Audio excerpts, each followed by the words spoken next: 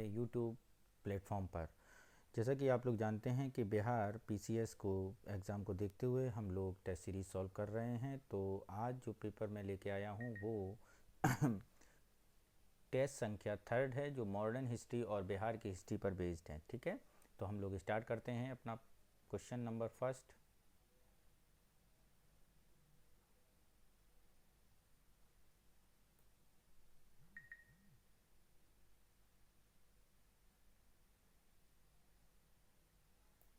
पहला क्वेश्चन है निम्नलिखित में से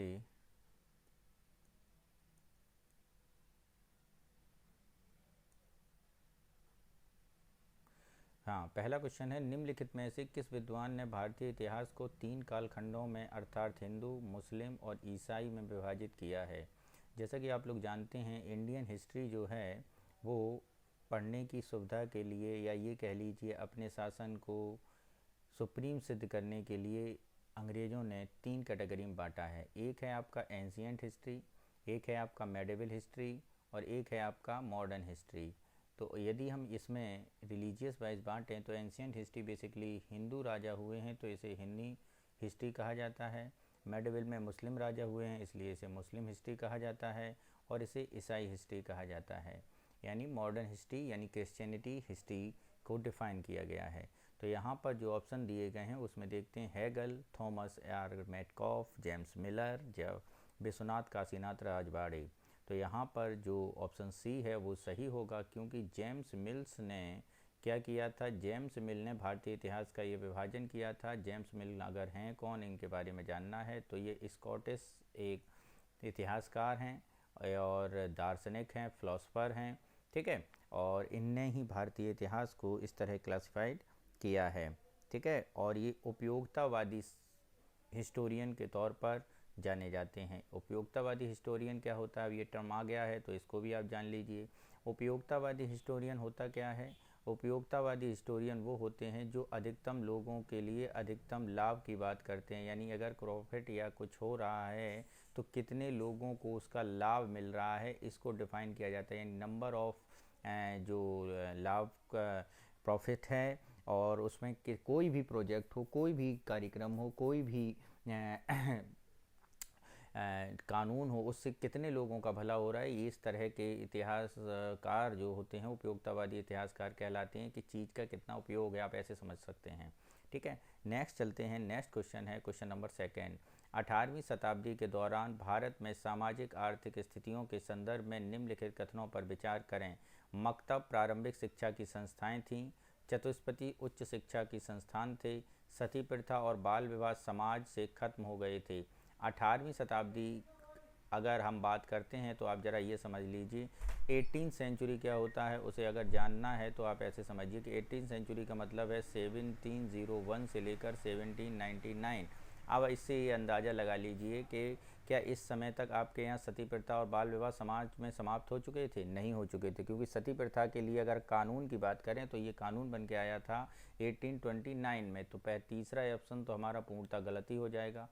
दूसरी बात, मकतब प्रारंभिक शिक्षा की संस्थाएं थीं, यानी उस समय जो शिक्षा संस्थान दिया जाता था मदरसों में दिया जाता था, तो मकतब जो थी पुरानी शिक्षाएं के तौर पर ही जाना जाता है। और काशी मथुरा में उच्च शिक्षण संस्थान खोले गए थे, संस्कृत के विद्यालय खोले गए थे, तो वो उच्च शिक्षा संस्थान चतुष्पति में दिया जाता था। ये भी बात क्या है, बिल्कुल सही है।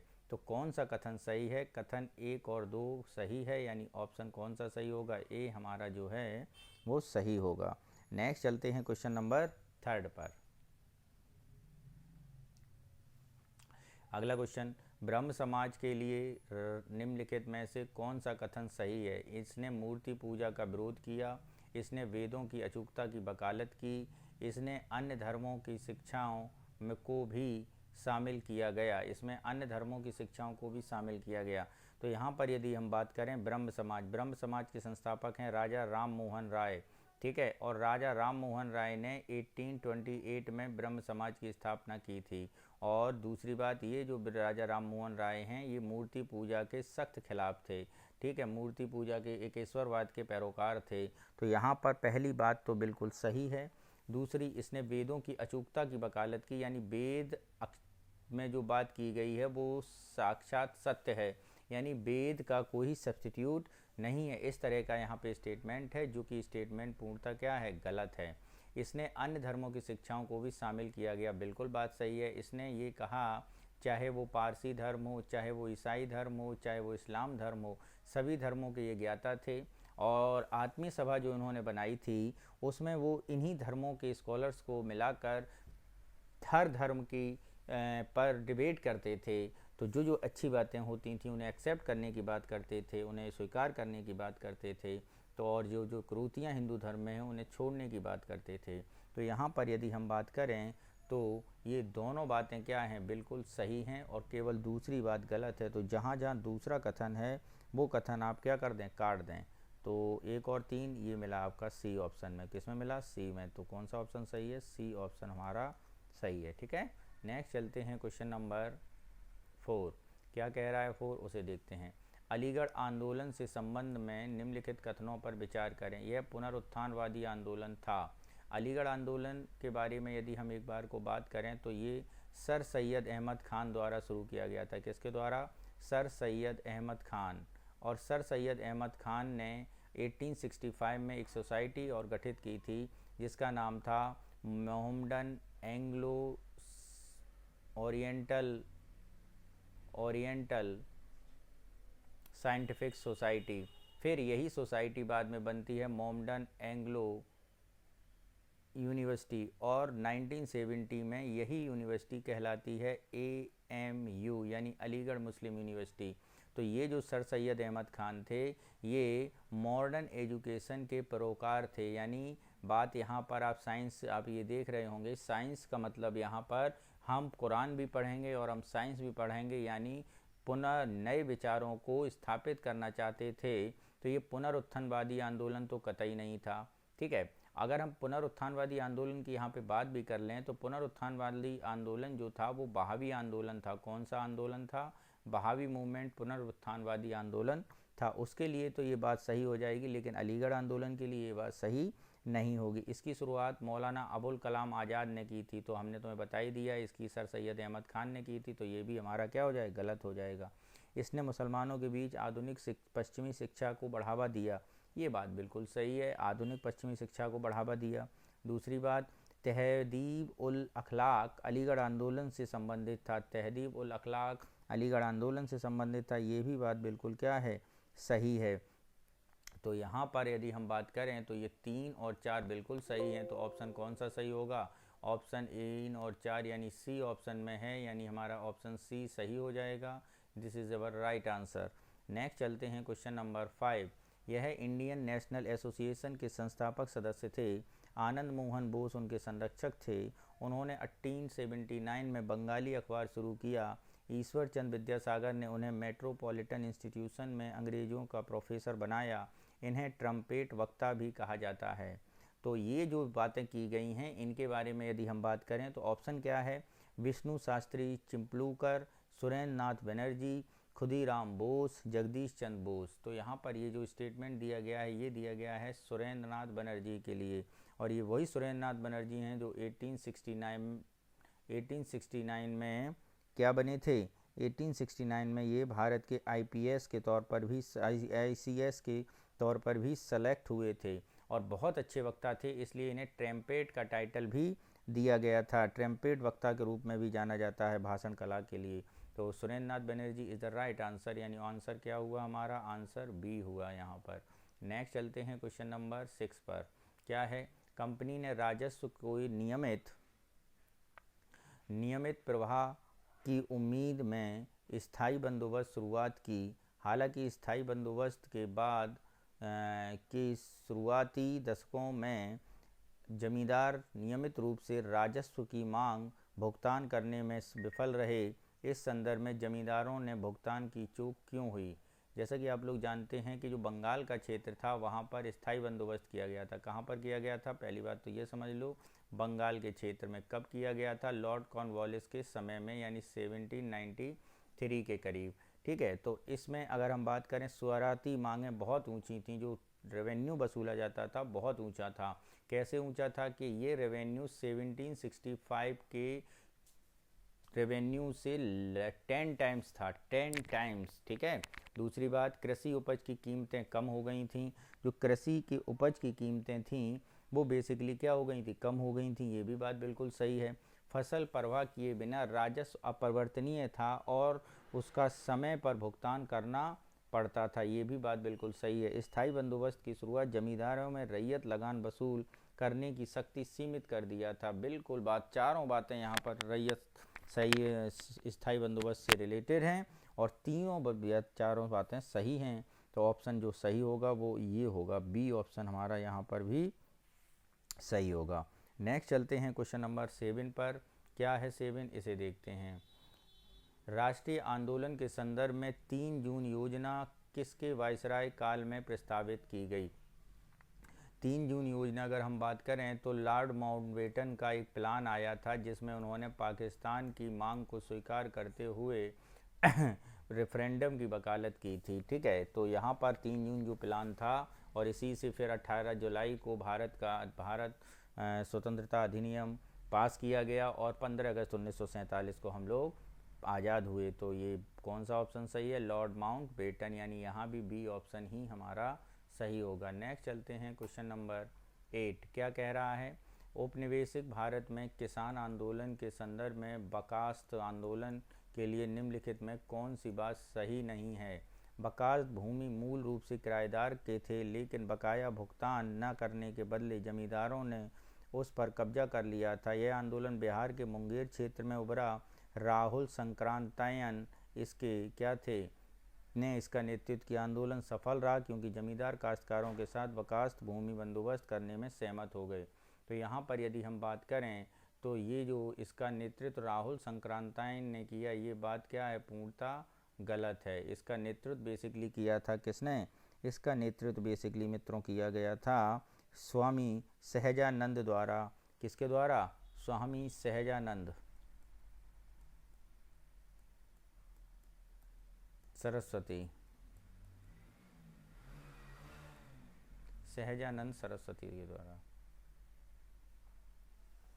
भारत के आधुनिक इतिहास के संदर्भ में Max Muller, Monier Williams, Roth और Sassoon, R G Bhandarkar, R L Mitra में क्या समानता है? भारत के अतीत की पुनः खोज का प्रयास, पहली बात। दूसरी, प्रमुख हड़प्पा स्थलों की खुदाई, गांधी जी के घनिष्ठ सहयोगी, ये सभी राष्ट्रवादी समाज पत्र के संपादक थे।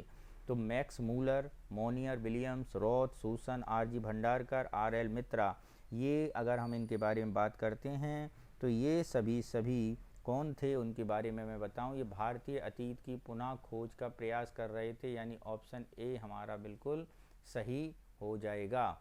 नेक्स्ट चलते हैं क्वेश्चन नंबर 10।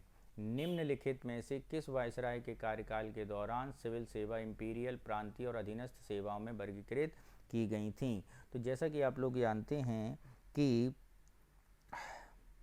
जो आपका एक्ट आया था, ठीक है, उस एक्ट में क्या किया गया था उसे ज़रा समझ लीजिए। जो आपका 1881 में एक्ट आया था उसके अंतर्गत भारत में 1893 में जो एक्ट आया था उसमें एक बात की गई थी। क्या की गई थी कि साहब भारत में ICS जो होगा, इंडियन सिविल सर्विसेज, उसको अब इम्पीरियल सिविल सर्विसेज के तौर पर जाना जाएगा और उसके नीचे प्रोविंस में जो स्टेट्स होती थीं उसमें PCS का गठन किया जाएगा और उसके नीचे जो क्लर्क हैं उसी तौर पर SSC या लोअर जॉब्स के तौर पर उन्हें डिफ़ाइन किया जाएगा।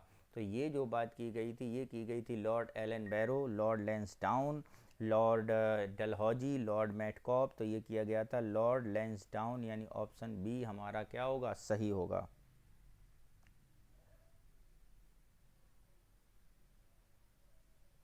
नेक्स्ट चलते हैं क्वेश्चन नंबर 11 पर। 1883 में इल्बर्ट बिल में यह प्रावधान था कि ब्रिटिश प्रजा का मुकदमा सत्र न्यायालयों में भारतीय न्यायाधीश द्वारा चलाया जाएगा। इस विधेयक का यूरोपीय लोगों में उग्र विरोध हुआ क्योंकि वे भारतीयों को हीन मानते थे। तो यहाँ पर यदि हम बात करें, इल्बर्ट बिल, एक कमेटी बनाई गई थी इल्बर्ट, उसने एक ऐसी व्यवस्था कर दी थी जिसके अंतर्गत भारतीय न्यायाधीश भी विदेशी न्यायाधीशों यानी यूरोपियों का क्या कर सकते थे? मुकदमा सुन सकते थे।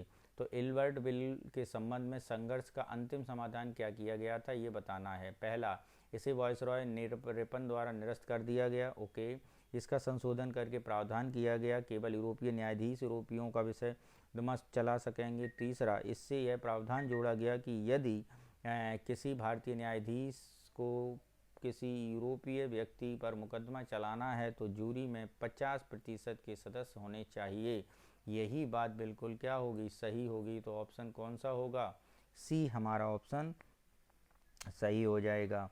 ठीक है, नेक्स्ट चलते हैं। क्वेश्चन नंबर 12 क्या कह रहा है। 12 कहते हैं क्रांति का रंग लाल है, हमेशा नहीं, कभी कभी यह नीला भी होता है। 1859 की गर्मी थी जब हजारों रैयत यूरोपीय बागान मालिकों के खिलाफ खड़े थे। यह क्रोध और अटूट संकल्प का प्रदर्शन था। यह भारतीय इतिहास के सबसे उल्लेखनीय किसान आंदोलन में से एक बन गया।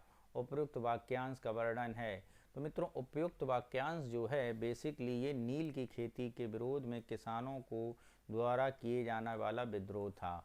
और नील की खेती कहाँ होती थी, ये की गई थी शुरू कहाँ पर, बंगाल में। तो ये विद्रोह कहाँ पर हुआ था, बंगाल में हुआ था। यानी ऑप्शन बी हमारा यहाँ पर सही होगा। क्या होगा, बी हमारा यहाँ पर सही होगा। नेक्स्ट चलते हैं। क्वेश्चन नंबर 13 क्या है। औपनिवेशिक भारत में निम्नलिखित में से कौन सा सुधार ब्रिटिश अधिकारियों की उपयोगितावादी दृष्टिकोण की अभिव्यक्ति नहीं था। विलियम बेंटिक द्वारा सती प्रथा और बाल शिशु हत्या का उन्मूलन सामाजिक परिवर्तन के लिए कानून के शासन की एक आवश्यक पूर्व शर्त है। 1835 में का शिक्षा मिनट प्राच्यवादी जनता के लिए स्थानीय भाषा में शिक्षा के पक्षधर थे। ठीक है, तो यहाँ पर यदि हम बात करें औपनिवेशिक दृष्टिकोण में अभिव्यक्ति नहीं था। ठीक है, विलियम बेंटिक द्वारा सती प्रथा और बाल शिशु हत्या का उन्मूलन, ठीक है, और यह सामाजिक परिवर्तन के लिए कानून शासन की आवश्यक पूर्व शर्त है, बिल्कुल सही है। उपयोगितावादी की बात करें तो मैंने आपको बताया था कि अधिकतम लोगों का लाभ जिस योजना से हो, सबसे अधिकतम लोगों का लाभ किससे हो रहा है, 1835 के शिक्षा एक्ट से। तो ऑप्शन कौन सा सही होना चाहिए, ऑप्शन सही होना चाहिए सी। ठीक है, समझे। नेक्स्ट चलते हैं क्वेश्चन नंबर 14 पर सॉरी, और देखते हैं क्या कह रहा है। 14, मार्च 1992-22 में गांधी गिरफ्तार के बाद घटनाओं के संदर्भ में निम्नलिखित कथनों पर विचार करें। CR दास, मोतीलाल नेहरू, अजमल खान का विधान परिषद का बहिष्कार की वकालत की। ओके। समय विसाज गोपालचारी, वल्लभ भाई पटेल, राजेंद्र प्रसाद, MM अंसारी विधान परिषद में प्रवेश करना चाहते थे। ये बेसिकली मित्रों जो बात की गई है वो की गई है किसके लिए, ये जो सारी बात की गई है ये किसके लिए की गई थी, ये की गई है मित्रों स्वराजिस्ट के लिए, यानी स्वराज पार्टी के लिए। किसके, स्वराज पार्टी। तो स्वराज पार्टी आप लोग जानते हैं जो 1930 में बनी थी, उसके सदस्य कौन थे, CR दास थे, मोतीलाल नेहरू थे, अजमल खान थे। तो ये स्वराजिस्ट क्या था, दल, और इन्होंने कहा कि इस चुनाव में पार्ट लिया जाना चाहिए, जबकि ये गांधीयन फिलॉसफी पे बिलीव करते थे। इन्होंने इसके लिए मना किया था। तो ये जो उल्टा दिया गया है, ये क्या दिया, उल्टा दिया गया। तो दोनों कथन क्या हैं, अपोजिट हैं, गलत हैं। तो हमारा जो आंसर होगा वो कौन सा होगा, न तो एक सही न डी सही, यानी ऑप्शन डी हमारा सही हो जाएगा। नेक्स्ट चलते हैं क्वेश्चन नंबर 15, 19वीं शताब्दी में भारत के संदर्भ में निम्नलिखित कथनों पर विचार करें। ईसाई मिशनरियों के स्थानीय रीति रिवाजों को संरक्षित करने में मदद की। सिंह सभा आंदोलन का उद्देश्य सिखों को आधुनिक पश्चिमी शिक्षा प्रदान करना था। बंकिम चंद्र चटर्जी कलकत्ता विश्वविद्यालय के पहले स्थानकों में से एक थे। तो यहाँ पर यदि हम बात करें, ईसाई मिशनरियों ने रीति रिवाज को संरक्षित करने में मदद की, ये बात नितांत गलत है। हुआ क्या था कि चार्टर एक्ट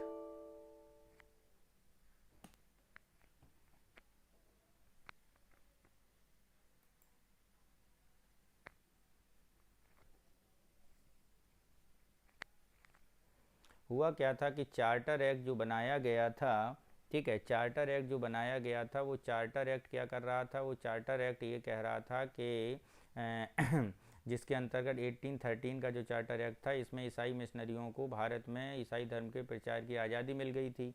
और वो ईसाई धर्म के प्रचार के दौरान भारत का ईसाईकरण कर रहे थे।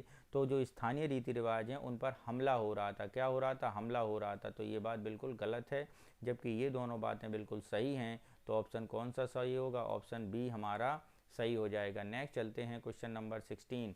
वह एक ब्रह्म समाज सुधारवादी थे। उन्होंने बाल विवाह की निंदा की और विधवा पुनर्विवाह और अंतरजातीय विवाह की वकालत की। हालांकि जब उन्होंने अपनी 14 वर्षीय बेटी की शादी कूच बिहार महाराज के बेटे से की तो इसने सार्वजनिक रूप से बाल विवाह के प्रति उनके विरोध को अस्वीकार कर दिया।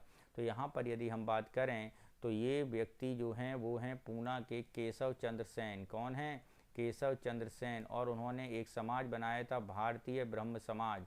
जब ब्रह्म समाज यानी राजा राम मोहन राय के साथ काम करते थे और राजा राम मोहन राय की मृत्यु के बाद ब्रह्म समाज दो भागों में बट गया था। तो ये भारतीय ब्रह्म समाज, रियल ब्रह्म समाज के तौर पर इसे डिफाइन करते थे। तो ये थे व्यक्ति केशव चंद्र सेन, जिन्होंने अपनी 8 साल की बेटी का विवाह कूच बिहार के राजकुमार से कर दिया था। नेक्स्ट चलते हैं क्वेश्चन नंबर 17।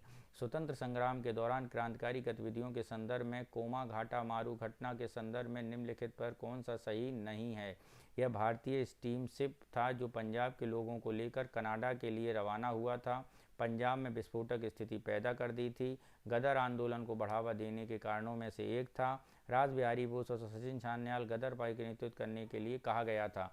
यदि हम यहाँ पर बात करें तो कोमा घाटा मारू घटना जो हो गई थी वो थी भारतीय शिप एक गया था कनाडा, और कनाडा जाने के बाद वहाँ के लोगों ने उसे वहाँ उतरने नहीं दिया, वहाँ की गवर्नमेंट ने, क्योंकि वो ब्रिटिश ओरिएंटेड गवर्नमेंट थी, और फिर उसे वापस भेज दिया गया कलकत्ता। वो कई लंबे समय तक खड़ा रहा और फिर जब उन्होंने कोशिश की तो निहत्थे लोगों पर अंग्रेज़ों ने गोलियां भरवा दी। और ये बेसिकली वहाँ पर सिख और पंजाब के लोग थे। तो ये कथन सही, ये सही, ये सही। अगर हम भारतीय स्टीमशिप की बात करें तो ये भारतीय स्टीमशिप नहीं, ये जापानी स्टीमशिप था। तो ये स्टेटमेंट क्या है हमारा? गलत है। तो कौन सा गलत है? ए ऑप्शन गलत है, यही हमारा आंसर होगा। नेक्स्ट चलते हैं क्वेश्चन नंबर 18। स्वतंत्रता संग्राम में राष्ट्रीय नेताओं की रणनीतियों के संदर्भ में निम्नलिखित में से किस पर प्रार्थना की राजनीति करने का आरोप लगाया जाता है? तो जानते हैं एक कांग्रेस का जो प्रारंभिक दौर था 1885 से 1905 तक, ये नरम प्रति एक्सट्रीम मॉडरेट का दौर था। किसका था? मॉडरेट का। तो ये लोग 3P में विश्वास करते थे, यानी प्रेयर, प्रेस्टीज और प्रोटेस्ट। ये जो करते थे, इस पर इनका काम, इस पर ये आंदोलन करते थे इस तरह। तो ये अनुनय विनय का व्यवस्था थी। तो यहाँ पर यदि हम बात करें तो आंसर क्या होगा? आंसर होगा ऑप्शन बी, यानी B is the right answer. Next चलते हैं क्वेश्चन नंबर 19 पर। क्या है क्वेश्चन नंबर 19? कथन ए, भगत सिंह बटुकेश्वर दत्त 1929 में केंद्रीय विधानसभा में बम फेंका। बिल्कुल बात सही है। सार्वजनिक सुरक्षा बिल विधेयक, व्यापार विधेयक के पारित करने में अस्वीकृत दिखाने के लिए ये बम फेंका गया, ये भी बात बिल्कुल सही है। और ये ए का आर द्वारा स्पष्टीकरण किया जा रहा है, यानी ऑप्शन ए हमारा सही है। जैसा कि आप लोग जानते हैं भगत सिंह और बटुकेश्वर दत्त ने अप्रैल 1929 में क्या कर दिया था? बम फेंक दिया था। और उनका मेन पर्पज़ ये था कि जो बहरी सरकार है ये इस समझे कि भारतीय इस बिल का विरोध कर रहे हैं। ठीक है, तो यहाँ पर दोनों बातें बिल्कुल सही हैं। नेक्स्ट चलते हैं क्वेश्चन नंबर 20। निम्नलिखित में से कौन सा कथन भारतीय राष्ट्रीय सामाजिक सम्मेलन के लिए सही है? यह पहला सत्र कलकत्ता में आयोजित किया गया था। इसका स्थापना एम जी रानाडे, आनंद मोहन बोस ने की थी। इसे कुलीनवाद और बहुविवाह का विरोध किया। तो राष्ट्रीय सामाजिक सम्मेलन के बारे में यदि हम बात करें,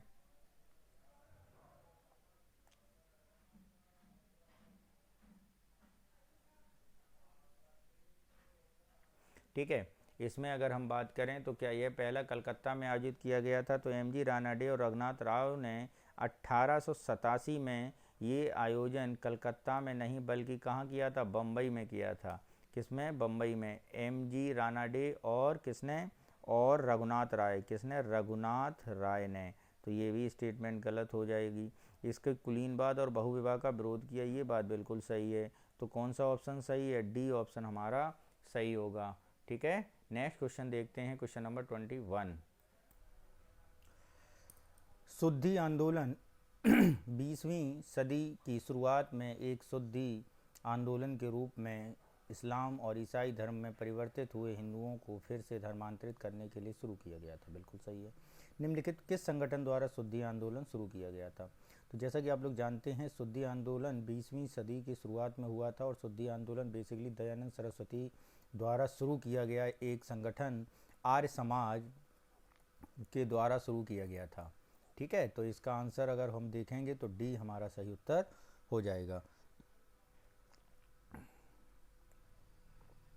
नेक्स्ट, कोई भी सरकार सम्मान की हकदार नहीं है जो अपनी प्रजा की स्वतंत्रता के रास्ते में स्वतंत्रता को सस्ते में रखती है। उपरोक्त टिप्पणी के संदर्भ में निम्नलिखित में से कौन सा सही है? इसे महात्मा गांधी ने जलियांवाला बाग हत्याकांड के संदर्भ में बोला था। रोलेट एक्ट के बाद रविन्द्रनाथ टैगोर ने बोला था। इसे लाला लाजपत राय ने देशद्रोही सभा अधिनियम पर बोला था। इसमें कोई भी नहीं।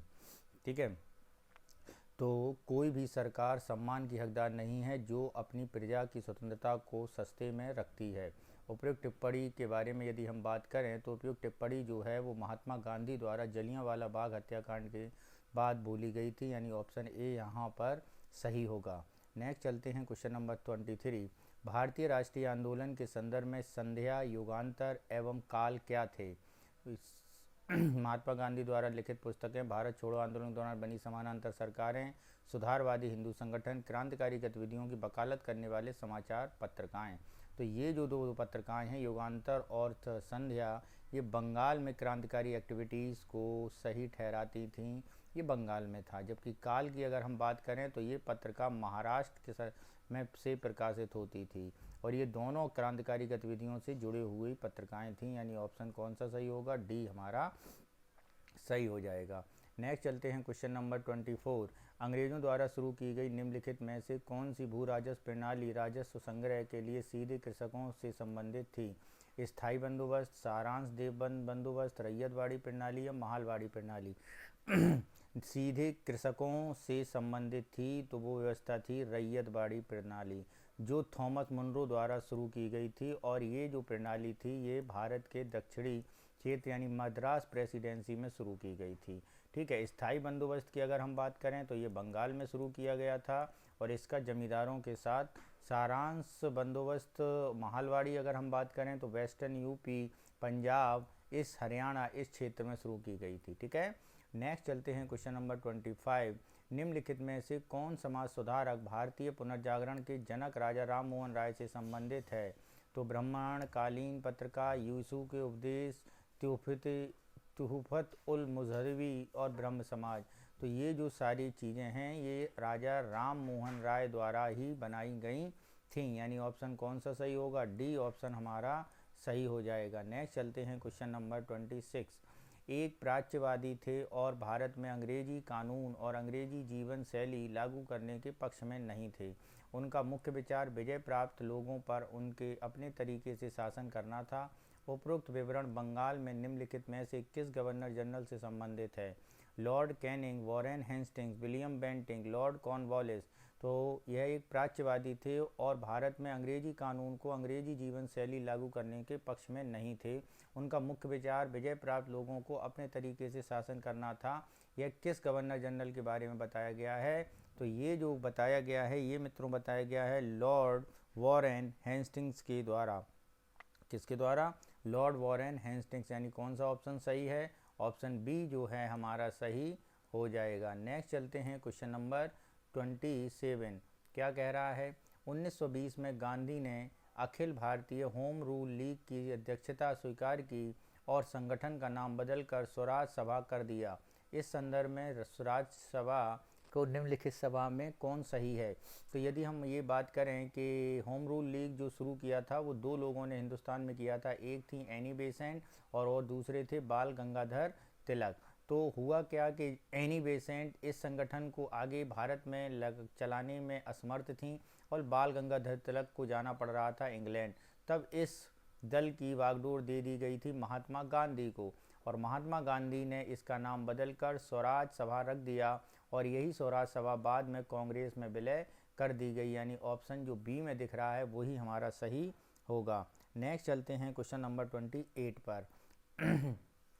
20वीं शताब्दी के पूर्वार्ध में निम्नलिखित में से किस मुकदमे ने भारत में मजदूर वर्ग के आंदोलन को कमज़ोर कर दिया। 1929 का मेरठ षड्यंत्र मामला, 15 का बनारस षड्यंत्र मामला, 10 का ढाका षड्यंत्र मामला, 8 का हावड़ा षड्यंत्र मामला। तो ये जो समाजवादियों और सोशलिस्टों मार्क्सिस्ट से प्रेरित मुकदमा है वो 1929 का मराठा मेरठ सम्मेलन था, ऐसा षड्यंत्र था। यानी कौन सा ऑप्शन सही है? ए ऑप्शन हमारा सही होगा। ठीक है, तो नेक्स्ट क्वेश्चन नंबर 29 क्या कह रहा है? 29 क्षेत्रीय स्तरों पर सहयोग असहयोग आंदोलन के प्रभाव के संदर्भ में निम्नलिखित पर विचार करें। आंध्र प्रदेश में वन कानूनों की अवहेलना, चिदम्बरम पिल्लई द्वारा तूतीकोरिन केरल मिल हड़ताल, मिदनापुर यूनियन बोर्ड विरोधी आंदोलन 1920 के दशक के असहयोग आंदोलन से संबंधित है। तो आंध्र प्रदेश में वन कानूनों की अवहेलना जो की गई थी उसके बारे में यदि हम बात करें तो 1920 के सविनय अवज्ञा आंदोलन असहयोग आंदोलन के तौर पर ही थी। ठीक है, और मिदनापुर यूनियन बोर्ड के विरोधी आंदोलन के बारे में बात करें तो ऑप्शन 3 हमारा बिल्कुल सही है। लेकिन चिदम्बरम पिल्लई द्वारा जो तूतीकोरिन में आंदोलन किया गया था वो उपनिवेशिक सरकार के विरोध में किया गया था, और इसको अगर हम बात करते हैं ये सरकार सहयोग आंदोलन के क्षेत्र में नहीं था। तो यहाँ पर ऑप्शन कौन सा सही होगा? ऑप्शन सी हमारा सही होगा। नेक्स्ट चलते हैं क्वेश्चन नंबर 30 पर। ब्रिटिश शासन के प्रति असंतोष तीव्र हो गया, भारतीयों को हथियार रखने की अनुमति नहीं थी, प्रेस को सख्त सेंसरशिप के अधीन रखा गया। औपनिवेशिक भारत के संदर्भ में उपरोक्त कथन से किससे पूर्णतया संबंधित है? 17वीं सदी के अंत में, 18वीं सदी के उत्तरार्ध में, 19वीं सदी की शुरुआत में, 19वीं शताब्दी के उत्तरार्ध में। ठीक है, तो यहाँ पर यदि हम बात करें कौन सा ऑप्शन यहाँ पर सही होगा, तो यहाँ पर जो ऑप्शन सही होगा वो होगा 19वीं सदी के उत्तरार्ध में, यानी ऑप्शन डी हमारा सही हो जाएगा। नेक्स्ट चलते हैं क्वेश्चन नंबर 31। यह आंदोलन पूरी तरह धर्मनिरपेक्ष दृष्टिकोण से उग्र राष्ट्रवाद के दायरे में था, लेकिन संगठित और निरंतर नेतृत्व की कमी के कारण यह विफल हो गया। इसका मुख्यालय सैन फ्रांसिस्को में था। इसके सदस्य पूर्व सैनिक और किसान थे जो बेहतर रोजगार अवसरों की तलाश में पंजाब से उत्तरी अमेरिका चले गए थे। उपरोक्त कथनों में से निम्नलिखित में से किस आंदोलन से संबंधित है? होम रूल लूग आंदोलन से, गदर विद्रोह से, थियोसॉफिकल आंदोलन से, या श्वेत विद्रोह से? तो ये जो आंदोलन है ये बेसिकली मित्रों संबंधित है आपके गदर विद्रोह से, यानी ऑप्शन बी हमारा सही हो जाएगा। नेक्स्ट चलते हैं क्वेश्चन नंबर 32। भारत में ब्रिटिश शासन के संदर्भ में एशिचन आयोग का संबंध किससे है? अकाल राहत के, न्यायिक सुधार से, सिविल सेवा सुधार से, या प्रेस सेंसरशिप से? तो एशिचन आयोग जो बनाया गया था वो बेसिकली सिविल सेवा सुधार के लिए बनाया गया था। ऑप्शन बी जो है हमारा सही होगा। और इसी के रिकमेंडेशन से क्या हुआ था? इसी के रिकमेंडेशन से सार्वजनिक सेवाओं के लिए इसे 1886 में बनाया गया था, और संविदाकृत और संविदाकृत शब्दों को हटाकर सिविल सर्विसेज में और लोअर सिविल सर्विसेज यानी पीएससी के बारे में इंपीरियल सर्विसेज और प्रांतीय सर्विसेज का गठन किया गया था। औपनिवेशिक भारत में सांप्रदायिकता के प्रसार के संदर्भ में निम्नलिखित कथनों पर विचार करें। 20वीं सदी में कृषि संबंधी संघर्षों के आधार पर सांप्रदायिकता नहीं थी। सांप्रदायिकता नेता पार्टियों, सामान्यतः सामाजिक वर्गों और राजनीतिक ताकतों के संबंध में थी। अंग्रेजों ने अपनी आर्थिक नीतियों के माध्यम से सांप्रदायिकता को कम करने का प्रयास किया। तो उपरोक्त में से कथनों में से कौन से कथन सही हैं? तो यहाँ पर यदि हम बात करें उपरोक्त में से कौन से कथन सही हैं, तो इसमें जो कथन सही हैं वो हैं आपके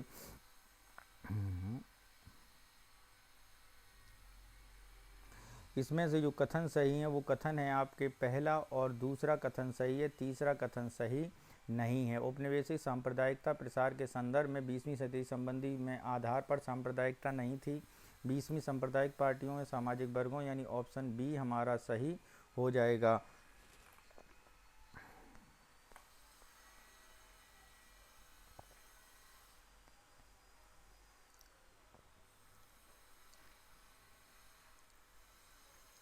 नेक्स्ट, इनमें से एक को छोड़कर निम्नलिखित राष्ट्रीय नेता उदारवाद के कट्टर विश्वास रखने वाले थे? नव राष्ट्रवादियों के खिलाफ थे। बेमेल चिन्हित करें। दादा भाई नेहरू जी नरम पथ के हैं, ठीक है, नरम हैं।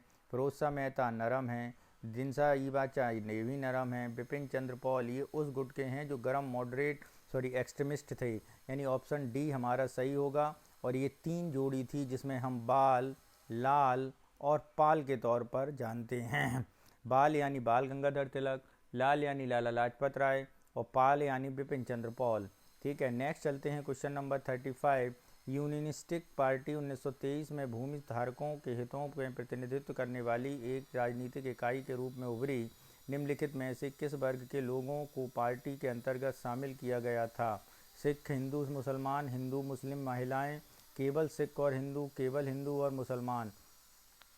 तो यहाँ पर यदि हम बात करें तो ये है सिख, हिंदू और मुसलमान, यानी ऑप्शन ए हमारा सही होगा।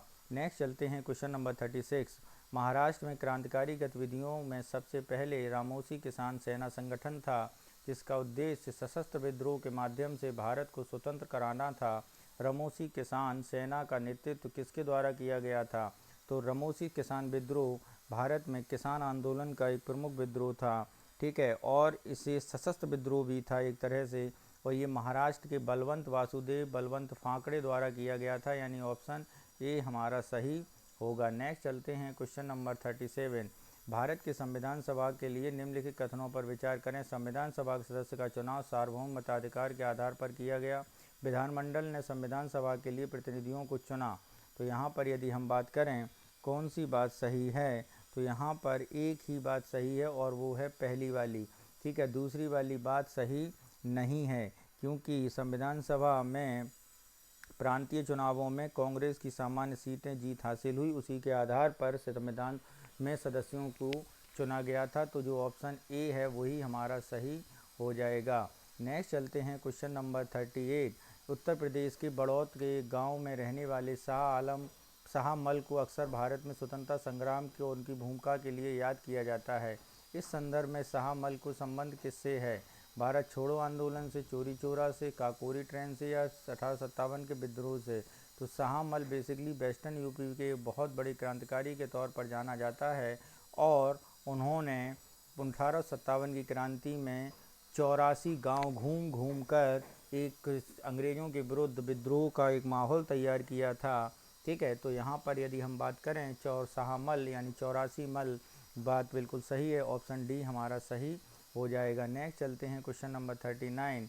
निम्नलिखित में कौन सा संघ 1885 में भारतीय राष्ट्रीय कांग्रेस के गठन से पहले था? बॉम्बे एसोसिएशन, पूना सार्वजनिक सभा, मद्रास महाजन सभा, लोकतांत्रिक स्वराज पार्टी। तो बॉम्बे एसोसिएशन था, मद्रास कांग्रेस से पहले था। मद्रास महाजन सभा, पूना सार्वजनिक सभा, ये सब के सब संगठन कांग्रेस से पहले बने हुए थे। ठीक है, तो यहाँ पर हम बात करें केवल ये जो संगठन है चौथा ये नहीं बना हुआ था, तो ऑप्शन ए हमारा सही हो जाएगा। ठीक है, लोकतांत्रिक स्वराज पार्टी की स्थापना अगर हम बात करें तो 1920 में हुई थी, और यही स्वराजिस्ट के तौर पर जाने जाते हैं। नेक्स्ट चलते हैं क्वेश्चन नंबर 40। आधुनिक भारतीय इतिहास के संदर्भ में फ्रैंकोइस बाल्थाजार सोल्वेन को सबसे अधिक किस संदर्भ में याद किया जाता है? अंग्रेज़ों द्वारा भारत को आर्थिक शोषण में प्रकाश डालना, अपने चित्रों में भारतीय समाज का चित्रण, भारतीय प्रेस की सरकारी सेंसरशिप से मुक्त कराना, और भारत के प्राचीन इतिहास का पुनर्निर्माण। तो ये अपने चित्रों में भारतीय समाज को चित्रित करते थे, इसी के लिए फेमस हैं। तो ऑप्शन कौन सा सही होगा? ऑप्शन बी हमारा सही हो जाएगा। नेक्स्ट चलते हैं क्वेश्चन नंबर 41। स्वधर्म के पालन के लिए स्वराज आवश्यक है। स्वराज के बिना कोई सामाजिक सुधार नहीं हो सकता, कोई औद्योगिक प्रगति नहीं हो सकती, कोई उपयोगी शिक्षा नहीं हो सकती, कोई राष्ट्रीय जीवन की पूर्ति नहीं हो सकती। हम यही चाहते हैं कि इसलिए भगवान ने हमें दुनिया में भेजा है। यह किसका कथन है? तो ये स्वराज हमारा जन्मसिद्ध अधिकार है और मैं इसे लेकर रहूँगा, ऐसा स्टेटमेंट बाल गंगाधर तिलक का था, और बाल गंगाधर तिलक का ही ये स्टेटमेंट है, यानी ऑप्शन ए हमारा सही होगा। नेक्स्ट चलते हैं क्वेश्चन नंबर 42। भारतीय राष्ट्रीय आंदोलन के संदर्भ में निम्नलिखित कथनों पर विचार करें। 19वीं शताब्दी के उत्तरार्ध में गठित अधिकांश राजनीतिक कार्यों, संघों, का नेतृत्व अंग्रेजी शिक्षा पेशेवरों द्वारा किया गया था। देश में विशिष्ट भागों का कार्य करने वाले अधिकांश राजनीतिक संघों और लक्ष्य क्षेत्रीय समुदाय वर्ग आधारित होते हैं। उपरोक्त में से कौन से कथन सही हैं? तो उपरोक्त में से यदि हम बात करें, ये जो कथन दिए गए हैं, ये कथन जो हैं हमारे दोनों के दोनों सही नहीं हैं। ठीक है, केवल एक कथन सही है और वो कथन है आपका पहला वाला कथन। ठीक है, तो ऑप्शन कौन सा सही होगा? ए हमारा सही हो जाएगा। नेक्स्ट चलते हैं क्वेश्चन नंबर 43। क्या है? आधुनिक भारत के संदर्भ में लॉटरी समिति की स्थापना की गई। उत्तर पूर्व में भूमि राजस्व निपटने के लिए नहीं, पूरी भारत में शिक्षा प्रसार के लिए नहीं, बंगाल में अकाल नीति के लिए नहीं, कलकत्ता के टाउन प्लानिंग के लिए। ये बात ही सही है, यानी ऑप्शन डी जो है वो हमारा सही हो जाएगा। नेक्स्ट चलते हैं क्वेश्चन नंबर 44। निम्नलिखित में से कौन सी संस्था स्वदेशी आंदोलन के तहत स्थापित की गई थी? बंगाल केमिकल फैक्ट्री, राष्ट्रीय जहाज निर्माण उद्यम, मोहम्मडन एंग्लो ओरिएंटल, उपरोक्त सभी। तो स्वदेशी आंदोलन 1905 के समय जो संगठन बनाया गया था वो था राष्ट्रीय जहाज निर्माण उद्योग, यानी ऑप्शन बी हमारा सही हो जाएगा।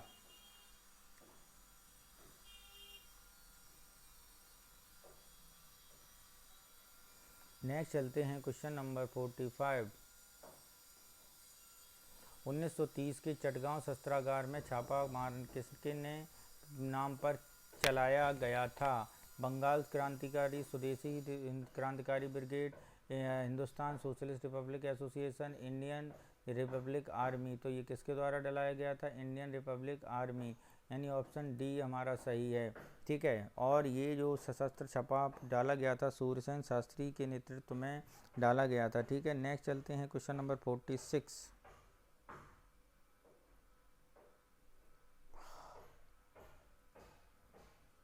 भारतीय राष्ट्र क्रांतिकारी मदन लाल ढींगरा को जुलाई 1909 में अंग्रेज़ों द्वारा फांसी करने के लिए क्यों दी गई? लेडी और लॉर्ड मिंटो की हत्या का प्रयास, इंडिया हाउस लंदन में एक राजनीतिक एडीसी सर विलियम्स कर्जन वाइली को गोली मारना, ब्रिटिश अधिकारियों की हत्या के लिए लंदन से चरमपंथियों को हथियार भेजना। उपरोक्त में से कोई नहीं। तो यहाँ पर यदि हम बात करें, जो दिया गया है इंडियन हाउस लंदन के राजनीतिक एडीजी विलियम कर्जन वाइली को हत्या करना, इसी के लिए मदन लाल ढींगरा को जुलाई 1909 में अंग्रेज़ों द्वारा फांसी दी गई थी। नेक्स्ट चलते हैं क्वेश्चन नंबर 47। क्या कह रहा है 47? देखते हैं। निम्नलिखित में विचार करिए। इसमें प्रांतीय दिया गया है, प्रस्ताव दिया गया कि मुस्लिम लीग और अंग्रेज़ों की स्वतंत्रता की मांग का समर्थन करना चाहिए, मुस्लिम लीग और पाकिस्तान की मांग को स्वीकार करना चाहिए, इसने महात्मा गांधी का समर्थन। ये बिल्कुल तीनों बातें बिल्कुल सही हैं और ये फार्मूला था सी राजगोपालाचारी को। तो जो ऑप्शन है वो कौन सा सही होगा? वो ऑप्शन सही होगा सी राजगोपालाचारी, ऑप्शन सी हमारा सही है। नेक्स्ट चलते हैं क्वेश्चन नंबर 47। 1943-44 में बंगाल अकाल के कारण निम्नलिखित में से कौन सा था? बंगाल में खराब फसल, द्वितीय विश्व युद्ध, अंग्रेजों की कठोर और उपरोक्त में से नीचे दिए गए कूट का सही उत्तर। तो यहाँ पर बंगाल अकाल के कारण की अगर हम बात करें तो ये सभी बातों ने मिलकर बंगाल अकाल का काम किया था। खराब फसल, द्वितीय विश्व युद्ध के कारण जो इकोनॉमी थी वो उद्योग इकोनॉमी हो गई थी और अंग्रेज़ों को कठोर खरीद नीति, यानी ऑप्शन डी हमारा सही हो जाएगा।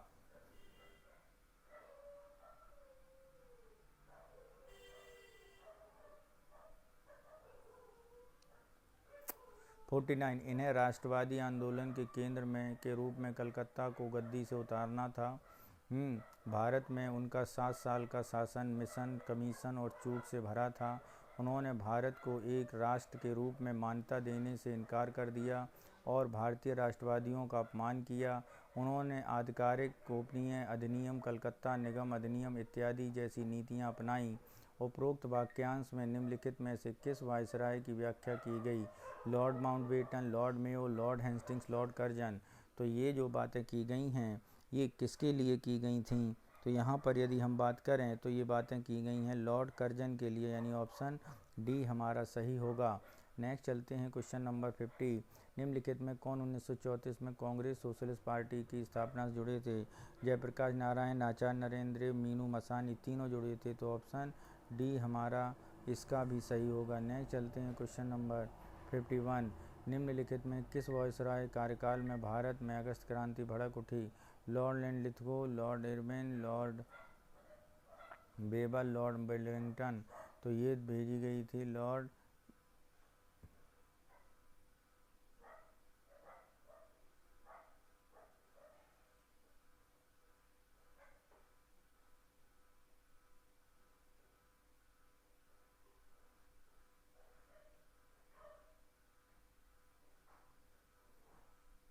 ठीक है। तो कौन थे इसमें? तो लॉर्ड लिनलिथगो थे। कौन थे? लॉर्ड लिनलिथगो, क्योंकि 8 अगस्त 1942 में ये शुरू किया गया था। तो लॉर्ड लिनलिथगो यानी ऑप्शन बी हमारा सही होगा। नेक्स्ट चलते हैं क्वेश्चन नंबर 52 पर। क्या है? MC सीतलवाड़ा, BN राव, अल्लादी कृष्ण स्वामी अय्यर किस संस्थान के प्रतिष्ठित सदस्य थे? स्वराज पार्टी के, अखिल भारतीय राष्ट्रीय उदारवादी महासंघ के, लेबर यूनियन के, भारत सेवक समाज के। तो ये सदस्य थे भारत सेवक समाज के। नेक्स्ट चलते हैं क्वेश्चन नंबर 53। किस पर? 53 पर। क्या है? भारत में राष्ट्रीय आंदोलन के संदर्भ में निम्नलिखित में से कौन सा व्यक्ति हेरका आंदोलन से जुड़ा था? जगन्नाथ बरुआ, नवीन चंद्र बरदोलोई, कुशल कुंवर और रानी गाइदिन्लू। तो ये जुड़ी हुई थी रानी गाइदिन्लू, मणिपुर की रानी हैं, सॉरी एक महिला हैं। और यदि हम इनके बारे में बात करें, 13 साल की उम्र में स्वतंत्रता संग्राम में हेरका आंदोलन से जुड़ गई थी ये, ठीक है। और ये उनके चचेरे भाइयों, हाँ, भाई हाईपो जादोनांग के नेतृत्व में शुरू किया गया था मित्रों। और यह बाद में मणिपुर के आसपास नागालैंड और वो क्षेत्र जो सरकार के विरोध में नारे लगाते थे, ठीक है। तो ये सब लोगों को है, ठीक। तो यहाँ पर बात करते हैं अगला क्वेश्चन नंबर 54। मैं चाहता हूँ कि सभी देशों की संस्कृति मेरे घर के यथासंभव स्वतंत्र रूप से प्रसारित हों, लेकिन मैं इस बात से इनकार करता हूँ कि कोई भी मेरे पैरों से टकराएगा। मैं दूसरे लोगों के घरों में घुसपैठी, भिखारी या गुलाम की तरह रहने से इनकार करता हूँ। ये जो स्टेटमेंट है ये 1921 में यंग इंडिया में प्रकाशित एक स्टेटमेंट है, ठीक है। और ये महात्मा गांधी का है। यंग इंडिया किसने शुरू किया था? महात्मा गांधी ने शुरू किया था, ठीक है। नेक्स्ट चलते हैं क्वेश्चन नंबर 55। विलियम बेंटिक द्वारा शुरू किए गए प्रशासनिक सुधार संदर्भ में निम्नलिखित कथनों पर विचार करें।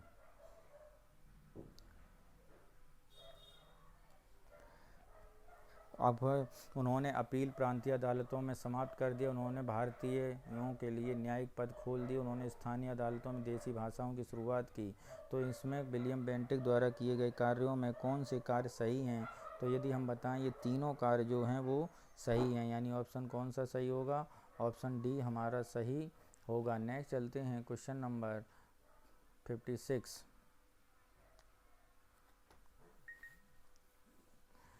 भारतीय राष्ट्रीय आंदोलन के संदर्भ में 17 अक्टूबर 1940 का क्या महत्व है? सुभाष चंद्र बोस द्वारा भारतीय राष्ट्रीय सेना की स्थापना, महात्मा गांधी ने आचार्य विनोबा भावे को प्रथम सत्याग्रही के रूप में चुना, और CR दास, मोतीलाल नेहरू स्वराज पार्टी की स्थापना की, लॉर्ड लिनलिथगो ब्रिटिश संसद में क्रिप्स मिशन की घोषणा की।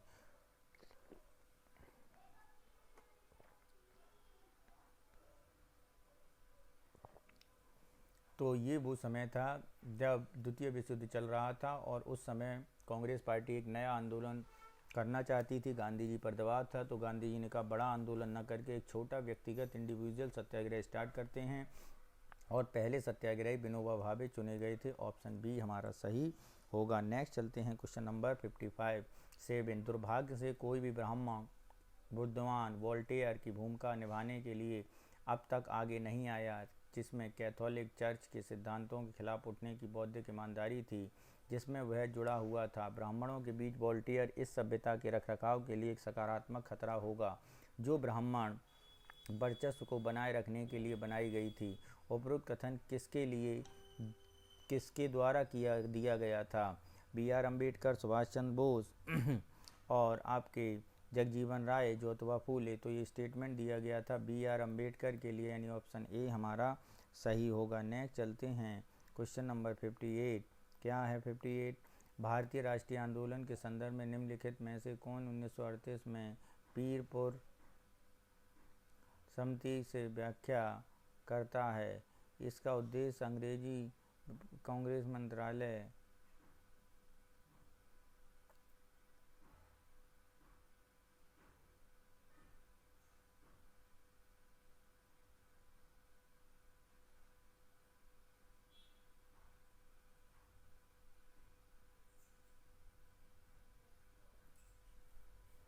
ठीक है।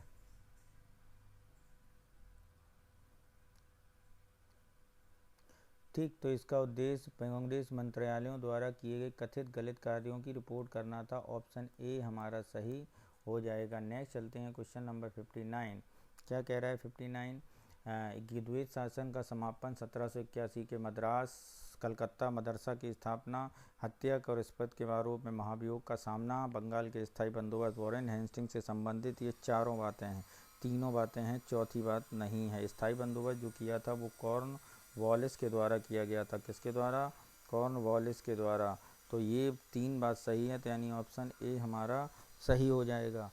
नेक्स्ट चलते हैं क्वेश्चन नंबर 60।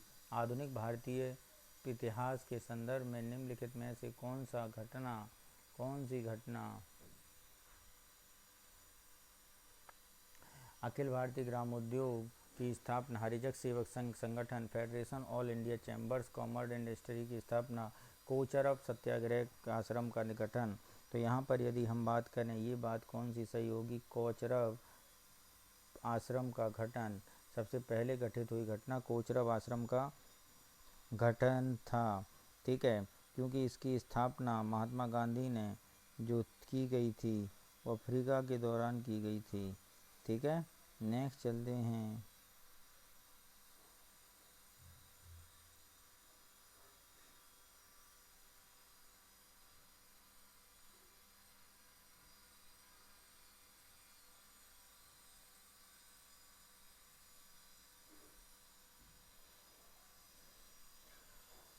नेक्स्ट है क्वेश्चन नंबर 61।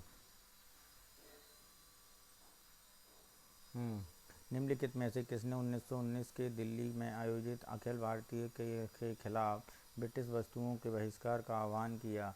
महात्मा गांधी, मौलाना मोहम्मद अली जौहर, हजरत मोहानी, शौकत अली। तो ये अगर हम बात करें तो ये किया गया था हजरत मोहानी के द्वारा। किसके द्वारा? हजरत मोहानी। ऑप्शन बी हमारा जो है सही हो जाएगा। नेक्स्ट चलते हैं क्वेश्चन नंबर 62। क्या कह रहा है 62, उसे देखते हैं। निम्नलिखित में से किस वायसरॉय को अफगानिस्तान के खिलाफ आगे की नीति को अपनाने के लिए विशेष उद्देश्य के लिए भारत नियुक्त किया गया? Lytton, Ripon, Lord Northbrook, Dufferin. तो ये किया गया था लॉर्ड लिटन को, तो इसका ऑप्शन ए सही है। नेक्स्ट चलते हैं क्वेश्चन नंबर 63। क्या कह रहा है? ब्रिटिश भारत में संदर्भ में निम्नलिखित में से किसका उद्देश्य 40 वर्षों के भीतर भारत में सार्वभौमिक साक्षरता लाना था? 6 से 14 वर्ष की आयु के लिए सार्वभौमिक साक्षर अनिवार्य मुफ्त शिक्षा की सिफारिश की गई। सैंडलर आयोग, वुड डिस्पैच, हंटर आयोग, शिक्षा सार्जेंट योजना। तो यहाँ पर यदि हम बात करें तो ये किसके लिए है? शिक्षा की सार्जेंट योजना। ऑप्शन डी हमारा सही हो जाएगा। नेक्स्ट चलते हैं क्वेश्चन नंबर 64। 1937 में आम चुनाव के बाद कांग्रेस मंत्रिमंडल द्वारा की गई पहलों में संदर्भ में निम्नलिखित पर विचार करें। राजनीतिक बंदियों को मुक्त कराना, किसान के लगान को कम करना, प्रेस पर प्रतिबंध हटा दिया गया। उपरोक्त में से कितने कथन सही हैं? तो 1937 से रिलेटेड ये कथन हैं। ठीक है, तो यहाँ पर यदि हम बात करें तो यहाँ पर ये तीनों कथन क्या हैं? बिल्कुल सही हैं, यानी ऑप्शन सी हमारा सही होगा। नेक्स्ट चलते हैं क्वेश्चन नंबर 65। क्या है 65? भारत में औपनिवेशिक इतिहास के संदर्भ में निम्नलिखित में से किसने राष्ट्रवाद और भौगोलिक अपदेवता बताया था, यानी भौगोलिक दानव बताया था? दयानंद, बी आर अम्बेडकर, गोपाल और रविन्द्रनाथ टैगोर। तो यहाँ पर यदि हम बात करें तो ये देवता बताया था रविन्द्रनाथ टैगोर द्वारा। ऑप्शन डी हमारा सही होगा। नेक्स्ट चलते हैं क्वेश्चन नंबर 66। भारतीय स्वतंत्रता संग्राम के संदर्भ में स्वतंत्रता संग्राम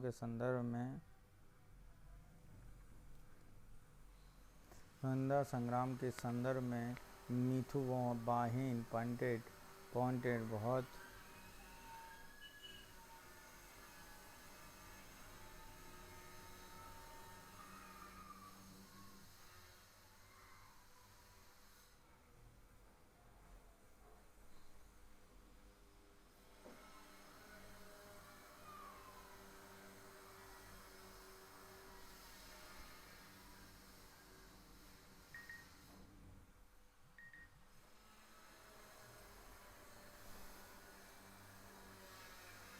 तो यहाँ पर यदि हम देखें इसका आंसर क्या होगा, तो इसका आंसर होगा भारतीय में मिथुआहट मेदुल्ला साराभाई खुर्जे सबसे अधिक जाना था।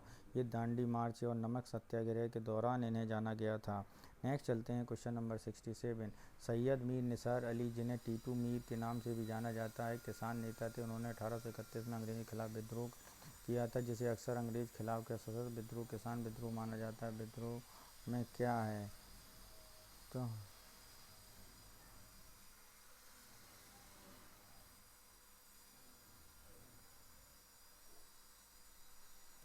ठीक है, तो जिससे अक्सर अंग्रेज़ों के खिलाफ पहला सशस्त्र विद्रोह माना जाता है। उत्तर प्रदेश, पंजाब, बंगाल और बिहार। तो अगर हम सैयद मीर अली टीपू मीर के बारे में बात करें, तो ये जो आंदोलन हुआ था, बेसिकली ये आंदोलन हुआ था बंगाल में। ऑप्शन बी हमारा सही हो जाएगा। नेक्स्ट चलते हैं क्वेश्चन नंबर 68। स्वतंत्रता संग्राम में महात्मा गांधी की भूमिका के संदर्भ में निम्नलिखित में विचार की। चंपारण सत्याग्रह, उनकी सहायता इंदुलाल याग्निक ने की थी। खेड़ा सत्याग्रह, उन्हें वल्लभ भाई पटेल ने अनुसार अनसुईया साराभाई को सहायता प्रदान की थी। ठीक है, और अहमद मिल मजदूर हड़ताल में अनसुईया साराभाई ने उनकी सहायता, मजदूरों की हड़ताल में अनसुईया साराभाई ने उनकी सहायता की थी। स्वतंत्रता संग्राम की भूमिका के संदर्भ बताइए। चंपारण सत्याग्रह में उन्होंने इंदुलाल याग्निक ने की थी सहायता, उनकी सहायता। खेड़ा में वल्लभ भाई पटेल और अनसुईया साराभाई ने सहायता प्रदान की थी। तो यहाँ पर यदि हम बात करें कौन सा ऑप्शन सही है, तो ऑप्शन नंबर 2 और 3 सही है, पहला गलत है। ऑप्शन बी हमारा सही होगा, क्योंकि चंपारण में किसानों की समस्याओं को ध्यान आकर्षित करने का श्रेय राजकुमार शुक्ला को जाता है। ठीक है, एक सही नहीं है, बाकी दोनों सही हो जाएंगे। नेक्स्ट चलते हैं क्वेश्चन नंबर 69। औपनिवेशिक भारत में महिला शिक्षा के संदर्भ में निम्नलिखित कथनों पर विचार करें। कलकत्ता महिला किशोरी सोसाइटी की स्थापना ईसाई मिशनरी द्वारा की गई। बी जगन्नाथ शंकर सेठ भाऊ दाजी कलकत्ता मैथ्यूज स्कूल के संस्थापक थे। 1916 में बम्बई में लेडी हार्डिंग मेडिकल कॉलेज खोला गया था। तो यहाँ पर यदि हम बात करें कौन सा सही है, कलकत्ता में महिला किशोर सोसाइटी की स्थापना 1819 में की गई थी और इसकी स्थापना ईसाई मिशनरियों द्वारा की गई थी। ये बात बिल्कुल सही है। बी जगन्नाथ शंकर सेठ भाई ताऊजी कलकत्ता बैथ्यून को स्कूल के संस्थापक थे। ठीक है, जेड बैथ्यून 1859 में कलकत्ता के बैथ्यून स्कूल के संस्थापक थे। जेड बैथ्यून, ये तो गलत है। 1916 में बम्बई लेडी हार्डिंग कॉलेज खोला गया था। तो बम्बई का लेडी हार्डिंग कॉलेज जो है 1916 में तो खोला गया था, लेकिन ये बम्बई में न खोल कर कहाँ खोला गया था, दिल्ली खोला गया था। तो ऑप्शन ये भी आपका चेंज हो गया। ठीक है, तो नेक्स्ट चलते हैं क्वेश्चन नंबर 69। तो यहाँ पर केवल एक कथन सही है, यानी ऑप्शन ए हमारा सही होगा। नेक्स्ट चलते हैं क्वेश्चन नंबर 70 पर। क्या है, क्रांतिकारी वीरता की गतिविधियों उग्र राष्ट्रवाद के विकास उप उत्पाद के रूप में शुरू हुई। भारत में क्रांतिकारी गतिविधियों के संबंध में निम्नलिखित कथनों पर विचार करें। भारत में क्रांतिकारी रूसी शून्यवादियों से प्रेरित था। क्रांतिकारी कार्यप्रणाली, हत्या जैसे व्यक्तिगत वीरता पूर्वक कार्य शामिल थे। उन्होंने धन जुटाने के लिए सशस्त्र डकैती की थी। उपयुक्त कथन में से कितने कथन सही हैं, तो केवल एक, केवल दो, सभी तीन और केवल कोई नहीं। तो यहाँ पर यदि हम बात करें कितने कथन सही थे उसके बारे में, तो तीनों कथन यहाँ पर क्या हैं, सही हैं। ऑप्शन सी हमारा सही होगा। नेक्स्ट चलते हैं क्वेश्चन नंबर 71। औपनिवेशिक भारत में शिक्षा को विकास के संदर्भ में ओरिएंटलिस्ट एंग्लिस्ट विवाद कथनों पर विचार करें। आंग्लवादी आधुनिक भारतीय अध्ययन में शिक्षा को सरकारी व्यय चाहते थे। प्राच्यवादी शिक्षा के माध्यम से संस्कृत और अरबी और फारसी की वकालत करते थे। प्राच्यवादी पारंपरिक शिक्षा पर सरकारी व्यय चाहते थे। ये तीनों बातें बिल्कुल सही हैं। ठीक है, तो ऑप्शन सी हमारा यहाँ पर सही हो जाएगा। नेक्स्ट चलते हैं क्वेश्चन नंबर 72। 1857 के विद्रोह के लिए निम्नलिखित में से कौन सा कथन सही नहीं है। यह सांप्रदायिक दंगों और अत्यधिक हिंसा का चिन्हित था। विद्रोहियों ने बंदा बहादुर को सम्राट घोषित किया। राजपूताना रियासतों में विद्रोह के प्रसार की भूमिका निभाई। उपयोग में से कौन सा एक सही है? तो यहाँ पर 1 और 2, 1 और 3, 2 और 3, 1 2 3। तो यहाँ पर जो सही नहीं है वो है 1 2 3 यानी ऑप्शन डी। नेक्स्ट चलते हैं क्वेश्चन नंबर 73 निम्नलिखित में से कौन सा शब्द वाणिज्यवाद शब्द का सही वर्णन करता है? व्यापार का एकाधिकार और प्रत्यक्ष विनियोग जमींदारों द्वारा भू राजस्व का नियोजन है। ग्रामीण क्षेत्रों में अनुपस्थिति जमींदारों द्वारा संपत्ति का कब्जा है। इसमें से कोई भी नहीं। तो यहाँ पर बात करें तो ये है व्यापार का एकाधिकार यानी ऑप्शन ए हमारा सही हो जाएगा। नेक्स्ट चलते हैं क्वेश्चन नंबर 74 पर। 1799 के प्रेस सेंसरशिप अधिनियम के लिए निम्नलिखित में से कौन सा कथन सही नहीं है? यह इसे लॉर्ड वेलेस्ली ने लगाया गया था। प्रत्येक प्रकाशक को एक प्रकार की लाइसेंस प्राप्त करना होता आवश्यक था। नीचे दिए गए कूट का प्रयोग करके सही उत्तर चुनें। केवल 1, केवल 2, 1 और 2, 2, ना 1 ना 2। ठीक है, तो यहाँ पर यदि हम बात करें तो कौन सा ऑप्शन सही होगा? तो ये ऑप्शन दोनों गलत हैं। क्या हैं? दोनों के दोनों गलत हैं, तो ऑप्शन डी हमारा सही होगा। नेक्स्ट चलते हैं क्वेश्चन नंबर 75। 1927 में साइमन कमीशन के संदर्भ में निम्नलिखित कथनों पर विचार करें। इसका उद्देश्य भारत को आगे वैधानिक सुधारों का सुझाव देना था। इसने भारतीय सेना के स्वदेशीकरण की सिफारिश की। मुस्लिम लीग और हिंदू महासभा के आयोग का समर्थन किया। तो यहाँ पर यदि हम बात करें तो ये दोनों बातें बिल्कुल सही हैं, जबकि तीसरी बात गलत है। हिंदू महासभा ने आयोग का समर्थन नहीं किया था साइमन कमीशन का। ठीक है, तो ऑप्शन क्या है? ऑप्शन डी जो है सी ऑप्शन जो 1 और 2 सही हैं, यानी ए ऑप्शन हमारा सही होगा। कौन सा ऑप्शन सही होगा? A option. नेक्स्ट चलते हैं क्वेश्चन नंबर 76। स्वदेशी आंदोलन के संदर्भ में प्रकाशित निम्नलिखित में से किस समाचार पत्र में उदारवादी तर्कों का प्रतिनिधित्व किया? बंगाली दैनिक इतिहास से हितवादी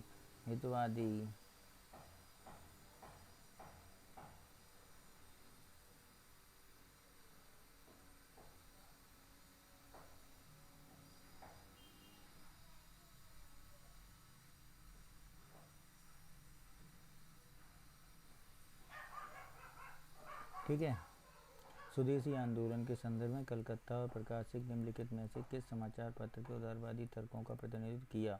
बंगाली दैनिक हितवादी, अमृत बाजार पत्रिका, न्यू इंडिया, युगांतर और वंदे मातरम। बंगाली युगांतर और वंदे मातरम युगांतर। तो स्वदेशी आंदोलन के बारे में यदि हम बात करें तो यहाँ पर बंगाली दैनिक हितवादी, अमृत बाजार पत्रिका, जो ऑप्शन ए हमारा सही हो जाएगा। दौरान क्रांतिकारी राष्ट्रवादी देशों पर प्रतिसंदेश फैलाने के लिए इसका प्रयोग करते थे। नेक्स्ट चलते हैं क्वेश्चन नंबर 77। क्या है 77? निम्नलिखित में कथनों पर वे ब्रिटिश हाउस ऑफ कॉमन्स के सदस्य रहने वाले भारतीय थे। उन्होंने लंदन में प्रिंसबरी सेंट्रल लिबरल पार्टी का प्रतिनिधित्व किया। वे एलिंगटन कॉलेज बॉम्बे में और प्राकृतिक दर्शन के प्रोफेसर थे। उन्होंने 1865 में लंदन इंडियन सोसाइटी की स्थापना की। तो यहाँ पर यदि हम बात करें तो कौन सा ऑप्शन सही है? तो ये थे दादा भाई नेरोजी से संबंधित बातें हैं। ऑप्शन ए हमारा सही हो जाएगा। ठीक है, नेक्स्ट चलते हैं क्वेश्चन नंबर 78। वह प्रमुख कारण क्या था जिससे 1825 में डचों को भारत छोड़ने पर मजबूर होना पड़ा? उच्च आर्थिक हानि और अंग्रेजों की बढ़ती प्रतिस्पर्धा, संधि, सैन्य असफलताओं का सिलसिला, प्राथमिक व्यापारिक वस्तुओं के मसालों की मांग में कमी। तो सबसे सही आंसर है ए ऑप्शन ए। ठीक है, ईस्ट इंडिया कंपनी चुनौती दे रही थी। ठीक है, नेक्स्ट है 18 मार्च 1927 में अंबेडकर ने अपने अनुयायियों के साथ महाड़ एक सामुदायिक टैंक में पानी पिया जो दलितों के लिए निषिद्ध था। महाड़ सत्याग्रह के नाम से मशहूर यह घटना दलित आंदोलन की नींव घटना मानी जाती है। महाड़ सत्याग्रह कहाँ हुआ था? तो यदि हम बात करें महाड़ सत्याग्रह का तो 1927 में। कब मित्रों? 1927 में अंबेडकर ने अपने अनुयायियों के साथ महाड़ सत्याग्रह, जो बॉम्बे विधान परिषद के 1923 प्रस्ताव पारित किया, जिसमें कहा गया कि अछूत वर्गों को उन सभी सार्वजनिक जल स्तरों में पानी पीना चाहिए जो सार्वजनिक धन के से निर्मित रख रखाव के लिए किए जाते हैं। तो यानी ऑप्शन जो है वो कौन सा सही होगा? तो ये ऑप्शन बी हमारा जो है वो सही हो जाएगा। गुजरात में महाड़ गुजरात में नहीं, सॉरी, महाराष्ट्र में है महाड़ मित्रों। कहाँ पर? महाराष्ट्र में। ऑप्शन सी हमारा जो है वो होगा सही यहाँ पर, न कि बी। तो कौन सा सही होगा? ऑप्शन सी हमारा सही हो जाएगा। नेक्स्ट चलते हैं क्वेश्चन नंबर 60। भारत में समाचार पत्र यात्रा 1780 में जेम्स अंगस्टन द्वारा हिक्की द्वारा द बंगाल गजट प्रकाशित शुरू हुआ। इससे उन कौन सी भारतीयों द्वारा प्रकाशित सबसे पहले अंग्रेजी समाचार पत्रों में से एक था? National Herald, leader, Hindu patriot और मराठा। यदि हम यहाँ पर बात करें तो वो था हिंदू पैट्रियट, जिसके अब संपादक गिरीश चंद्र घोष थे। कौन थे? गिरीश चंद्र घोष। ठीक है, कौन थे? गिरीश चंद्र घोष थे। नेक्स्ट चलते हैं question number, answer number B. Next है हमारा क्वेश्चन नंबर 81। राष्ट्रीय आंदोलन के संदर्भ में निम्नलिखित कथनों पर विचार करें। सूरत विभाजन के बाद कांग्रेस से उभरी वह पहलें की तुलना में अंग्रेजों के प्रति अधिक शत्रुतापूर्ण थी। कांग्रेस ने 1908 के अधिवेशन में नरमपंथियों का प्रभुत्व था। उपरोक्त में से कौन से कथन सही हैं? केवल एक और दो, ना एक ना दो। तो यहाँ पर यदि हम बात करें कौन सा कथन सही होगा, तो यहाँ पर जो कथन सही होगा वो कथन होगा कथन 2। 1908 में नरमपंथियों का प्रभुत्व था। सूरत के बाद अंग्रेजों की उभरी हुई पहली के प्रति अधिक शत्रुता, पहला गलत। ऑप्शन बी हमारा सही हो जाएगा। नेक्स्ट चलते हैं क्वेश्चन नंबर 82।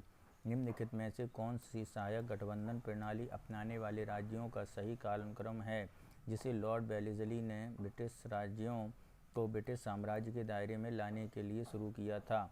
मैसूर, पेशवा, सिंधिया और होलकर। होलकर, मैसूर, पेशवा और सिंधिया। सिंधिया, पेशवा, मैसूर, होलकर। होलकर, पेशवा, सिंधिया, मैसूर। तो यहाँ पर यदि हम बात करें तो ये था मैसूर, पेशवा, सिंधिया और होलकर, यानी ऑप्शन ए हमारा जो है वो सही हो जाएगा। नेक्स्ट चलते हैं क्वेश्चन नंबर 83। राजनीति में कट्टरपंथ को रोकने के लिए विशेष वेलसेविक को रोकने के लिए ब्रिटिश प्रशासन ने उस दमनकारी नीति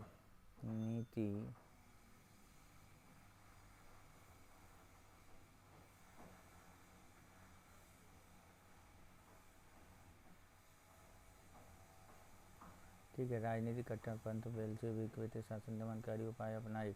1924 में कानपुर षड्यंत्र केस ऐसा ही एक कदम था। कौन कानपुर षड्यंत्र के मामले में जेल में भेजे गए आरोपियों में से सही नहीं था? राम प्रसाद बिस्मिल, मुजफ्फर अहमद, शौकत उस्मानी और नलिनी गुप्ता। तो यहाँ पर यदि हम बात करें तो किसे नहीं भेजा गया था? राम प्रसाद बिस्मिल। ऑप्शन ए हमारा सही होगा। नेक्स्ट चलते हैं क्वेश्चन नंबर 84। क्या है क्वेश्चन नंबर 84? निम्न 1905 में बंगाल विभाजन के बाद हुए आंदोलन के संदर्भ में निम्नलिखित में से किस क्षेत्र में आंदोलन को वंदे मातरम आंदोलन कहा गया? पंजाब, आंध्र प्रदेश का डेल्टाई कोंकण क्षेत्र और बिहार। तो वंदे मातरम आंदोलन जिसे कहा गया वो कौन सा था? वो था आंध्र प्रदेश का डेल्टाई क्षेत्र का आंदोलन, यानी ऑप्शन सी हमारा सही है। नेक्स्ट चलते हैं 85। भारत में औपनिवेशिक शासन के संदर्भ में निम्नलिखित में से कौन सी घटना सबसे पहले घटित हुई? सुगोली, द्वितीय मराठा, बेसिन संधि, प्रथम अफगान युद्ध। तो यहाँ पर यदि हम बात करें तो ये कौन सी होगी? बेसिन की संधि। ऑप्शन बी हमारा सही हो जाएगा। नेक्स्ट चलते हैं क्वेश्चन नंबर 86। निम्नलिखित में से कथनों पर विचार करें। रेजिनाल्ड डायर 1919 में जलियांवाला बाग भीड़ मर गोली चलाई। रेजिनाल्ड डायर ने चलाने ऊधम सिंह 40 में रेजिनाल्ड डायर की हत्या की। जलियांवाला बाग हत्याकांड तुरंत बाद रविन्द्रनाथ टैगोर ने नाइटहुड को त्याग दिया। ये अगर हम बात करें तो ये सारी बातें क्या हैं, में कौन कौन सी बातें सही हैं ये देखते हैं। तो 13 अप्रैल 1919 में 2000 से अधिक नेताओं द्वारा सत्याग्रह के विरोध में एकत्र हुए थे। माइकल ओ डायर पंजाब के उपराज्यपाल थे और जनरल डायर सैन्य कमांडर। भीड़ में मशीन गन से द्वारा निर्दोष भारतीयों को मार दिया गया था। 40 में जलियांवाला बाग हत्याकांड कर दी थी ऊधम सिंह ने। जलियांवाला बाग के बाद रविन्द्रनाथ टैगोर ने अपनी नाइटहुड की उपाधि त्याग दी। ठीक है,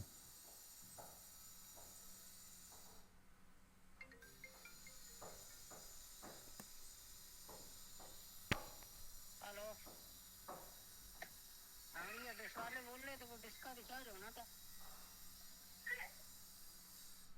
हेलो।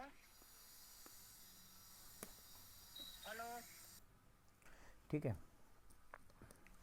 तो रेजिनॉल्ड डायर ने 1900 जलियांवाला भीड़ पर गोली चलाने का आदेश दिया।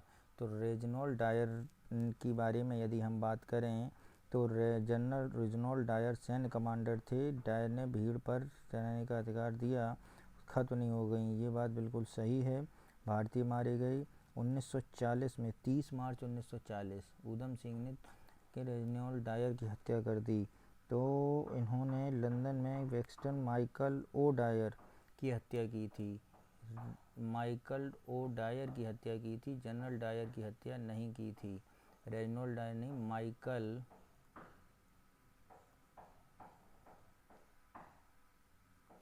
ओ डायर की हत्या की थी, जो वहाँ के राज्यपाल थे इस समय। ठीक है, तो ये स्टेटमेंट तो गलत हो जाएगा, ये दोनों सही हो जाएंगे, तो बी ऑप्शन हमारा सही हो जाएगा। ठीक है, नेक्स्ट चलते हैं क्वेश्चन नंबर 87। क्या कह रहा है 87, इसे देखते हैं। 1940 में अगस्त प्रस्ताव की विफलता के बाद भारतीय राष्ट्रीय कांग्रेस ने महात्मा गांधी के नेतृत्व में व्यक्तिगत सत्याग्रह शुरू करने का निर्णय लिया। पहले सत्याग्रही के रूप में चुने, जिसके बाद नेहरू। तीसरा सत्याग्रही कौन था? तीसरे सत्याग्रही के बारे में बात करें तो तीसरे सत्याग्रही थे ब्रह्मदत्त। ऑप्शन सी हमारा सही होगा। ठीक है, ब्रह्मदत्त तीसरे सत्याग्रही थे। हालांकि 1941 में सत्याग्रह गांधी दिसंबर 41 में रोक दिया गया था। नेक्स्ट चलते हैं क्वेश्चन नंबर 88। नील आंदोलन के दौरान किसानों के कल्याण का समर्थन करने वाले बंगाली साप्ताहिक सोम प्रकाश किसके द्वारा, रविन्द्रनाथ टैगोर, ईश्वरचंद, शिशिर कुमार घोष। तो सोम प्रकाश के बारे में यदि हम बात करें तो ये किसके द्वारा प्रकाशित होती थी? तो सोम प्रकाश बेसिकली प्रकाशित की जा रही थी ईश्वरचंद विद्यासागर के द्वारा। किसके द्वारा? ईश्वरचंद विद्यासागर के द्वारा। नेक्स्ट चलते हैं क्वेश्चन नंबर 89। हाँ, निम्नलिखित में से कौन भारत का बाल विवाह उन्मूलन से संबंधित था? BL मालवारी शारदा अधिनियम, सहमति आयु अधिनियम 1891, उपरोक्त सभी। तो यहाँ पर यदि हम बात करें, ये तीनों बातें बिल्कुल सही हैं। नेक्स्ट चलते हैं क्वेश्चन नंबर 90। सविनय अवज्ञा आंदोलन के दौरान गांधी जी ने अपने अनुयायियों को निम्नलिखित में से कौन से निर्देश दिए थे? विदेशी शराब एवं कपड़ा दुकान पर धरना, कानूनी आंदोलन का बहिष्कार, सरकारी नौकरी से इस्तीफा। सविनय अवज्ञा आंदोलन में यदि हम बात करें तो यहाँ पर गांधी जी ने ये सारी बातें की गई थी, यानी ऑप्शन डी हमारा यहाँ पर भी सही होगा। नेक्स्ट चलते हैं क्वेश्चन नंबर 91। नवंबर 1929 में प्रमुख राष्ट्रीय नेताओं में से सम्मेलन दिल्ली घोषणा पत्र जारी किया गया। दिल्ली घोषणा पत्र का मुख्य विषय गोलमेज सम्मेलन भाग लेना, जेल में बंद राष्ट्रीय नेताओं को रिहा, जल्द चुनाव की मांग, इनमें से कोई नहीं। तो 1929 में जो ये दिल्ली समझौता किया गया था, ये गोलमेज सम्मेलन भाग लेने की शर्तों के तौर पर ऑप्शन ए हमारा यहाँ पर क्या हो जाएगा? सही हो जाएगा। नेक्स्ट चलते हैं क्वेश्चन नंबर 92। बंगाल के एडवोकेट जनरल बनने से पहले भारतीय गवर्नर नियुक्त होने वाले पहले भारतीय और ब्रिटिश मंत्रालय के सदस्य बनने से पहले भारतीय कौन थे? राजा राम मोहन राय, SP सिन्हा, मदन मोहन मालवीय। तो यहाँ पे कौन ऑप्शन सही होगा? तो ऑप्शन बी जो है वो सही हो जाएगा। नेक्स्ट चलते हैं क्वेश्चन नंबर 93। 19वीं सदी में उत्तरार्ध में एक ब्रिटिश सरकार द्वारा प्राथमिक और माध्यमिक शिक्षा की उपेक्षा की गई। जब सीमित संसाधनों के कारण शिक्षा को प्रांतों और स्थानांतरित कर दिया गया तो प्राथमिक और माध्यमिक शिक्षा को अधिक नुकसान हुआ। हाँ, किस वर्ष प्रांतों को स्थानांतरित कर दिया गया था? तो यहाँ पर यदि हम बात करें, ये स्थानांतरित कर दिया गया था 1870 में, यानी ऑप्शन डी हमारा बिल्कुल सही होगा। नेक्स्ट चलते हैं क्वेश्चन नंबर 94। क्या कह रहा है? राष्ट्रीय स्वतंत्रता संग्राम के दौरान समाचार पत्रों और पत्रिकाओं में जनता के बीच राष्ट्रवाद के अधिकारों और स्वतंत्रता के विचारों को प्रसारित करने की महत्वपूर्ण भूमिका निभाई। इस संदर्भ में भारत में प्रेस की शुरुआत किसके द्वारा की गई? ब्रिटेन के, फ्रांस के, पुर्तगाली के या डच के? तो ये शुरू की गई थी पुर्तगालियों के द्वारा। किसके द्वारा? पुर्तगालियों के द्वारा, यानी ऑप्शन सी हमारा सही है। पहली प्रेस गोवा में लगाई गई थी। ठीक है, 1947 के स्वतंत्रता अधिनियम मिलने से पहले निम्नलिखित में से किस नेता की मृत्यु हो गई? तिलक की, लाला लाजपत राय की, अरुणा आसिफ अली, दादा भाई नेहरू जी। तो 1947 में भारत की स्वतंत्रता से पहले निम्नलिखित में किस नेता की मृत्यु हो गई थी? तो अगर हम बात करते हैं, दादा भाई नेहरू जी भी नहीं रहे थे, लाला लाजपत राय भी नहीं रहे थे, बाल गंगाधर तिलक भी नहीं रहे थे। ठीक है, और ये 1920 में, ये 1927 में और ये 1911 में, ये तीनों मर गए थे, ये जिंदा थी। तो ऑप्शन सी हमारा सही होगा। ठीक है, तो आंसर क्या होगा? सी हमारा होगा। नेक्स्ट चलते हैं क्वेश्चन नंबर 96। क्या कह रहा है 96, उसे देखते हैं। 1854 में वुड डिस्पैच के संदर्भ में निम्नलिखित कथनों में से कौन सा कथन सही नहीं है? इसने भारतीय यूरोपीय ज्ञान के प्रसार को सरकार का लक्ष्य घोषित किया। इसने ग्रामीण स्तर पर स्थानीय भाषा में प्राथमिक विद्यालयों का प्रस्ताव रखा। इसने व्यावसायिक शिक्षा की वकालत की लेकिन तकनीकी शिक्षा के मुद्दे पर चर्चा नहीं की। इसने निजी प्रयासों से शिक्षा को प्रोत्साहित करने की सिफारिश की। तो यहाँ पर इनका आंसर होगा ऑप्शन सी, क्योंकि इसने व्यावसायिक शिक्षा की कोई बात नहीं की थी। नेक्स्ट चलते हैं क्वेश्चन नंबर 97। कर्पूरी ठाकुर को हाल ही में भारत का सर्वोच्च नागरिक पुरस्कार उत्पन्न भारत रत्न के लिए नामांकित किया गया। इस संदर्भ में निम्नलिखित कथन पर विचार करें।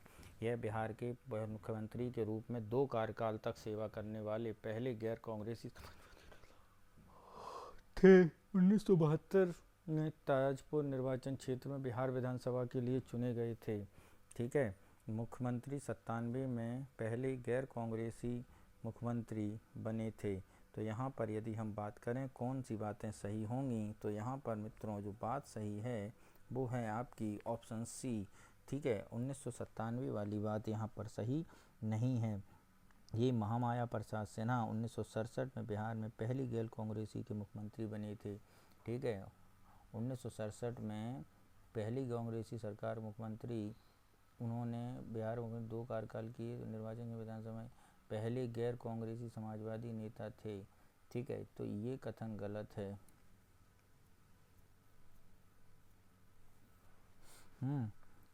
जरा देखते हैं। ताजापुर निर्वाचन क्षेत्र में 24 जनवरी नाई समाज से जन्म हुआ था। 1970 में शराब पर पूर्ण प्रतिबंध लागू करने की विशेष रूप से पहचाना जाता है। ताजापुर में हुए थे। महामाया प्रसाद सिन्हा 67 में बिहार की पहली गैर कांग्रेसी मुख्यमंत्री बने थे। मुख्यमंत्री के रूप में 2 कार्यकाल तक सेवा करने वाले पहले, ये दोनों बातें तो सही हैं, लेकिन ये बात सही नहीं है। महामाया प्रसाद सिन्हा, महामाया प्रसाद, ठीक है, ये गलत है। तो ऑप्शन सी हमारा सही होगा। नेक्स्ट चलते हैं क्वेश्चन नंबर 98।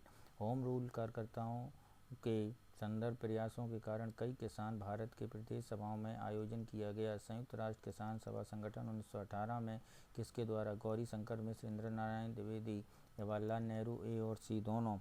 तो यहाँ पर यदि हम बात करें गौरी शंकर मिश्र और इंदिरा नारायण द्विवेदी द्वारा किया गया था, यानी ऑप्शन डी हमारा यहाँ पर सही होगा। नेक्स्ट चलते हैं क्वेश्चन नंबर 99। रूढ़िवादियों सरकारिता को खत्म करने के लिए समाज सुधार के लिए ब्रिटिश सरकार द्वारा उठाए गए कदमों में से एक था दास प्रथा का उन्मूलन। दास प्रथा का उन्मूलन कब समाप्त हुआ? 43, 58, 13 और 9। तो दास प्रथा का उन्मूलन मित्रों समाप्त हुआ था 1843 में, यानी ऑप्शन ए हमारा सही होगा। नेक्स्ट चलते हैं क्वेश्चन नंबर 100।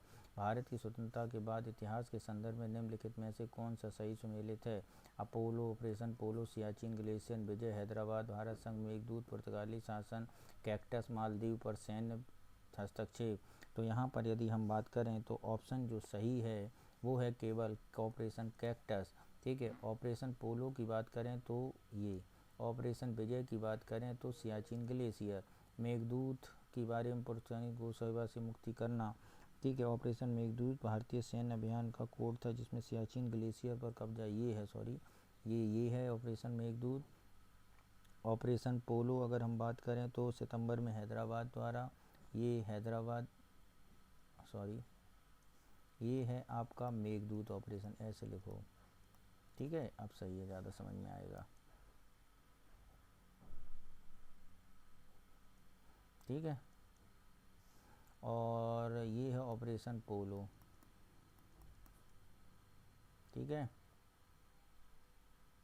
और पुर्तगाली को ऑपरेशन विजय के तौर पर जाना जाता है, ये ऑपरेशन विजय। नेक्स्ट चलते हैं क्वेश्चन नंबर 101।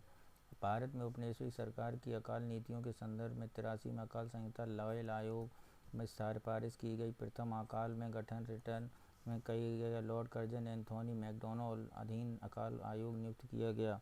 तो यहाँ पर यदि हम बात करें तो कौन सा ऑप्शन सही है? तो ऑप्शन सी हमारा सही है, पहला गलत है, यानी option C is the right answer. Next चलते हैं क्वेश्चन नंबर 102।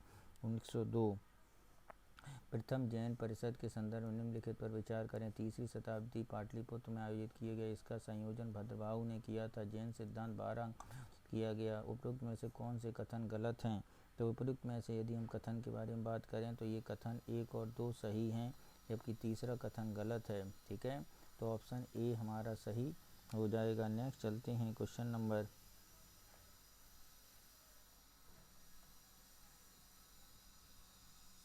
103। बिहार विश्वविद्यालय निम्न पर विचार करें। बिहार विश्वविद्यालय की स्थापना। तो बिहार विश्वविद्यालय स्कूलों कॉलेजों में दी जाने वाली शिक्षा।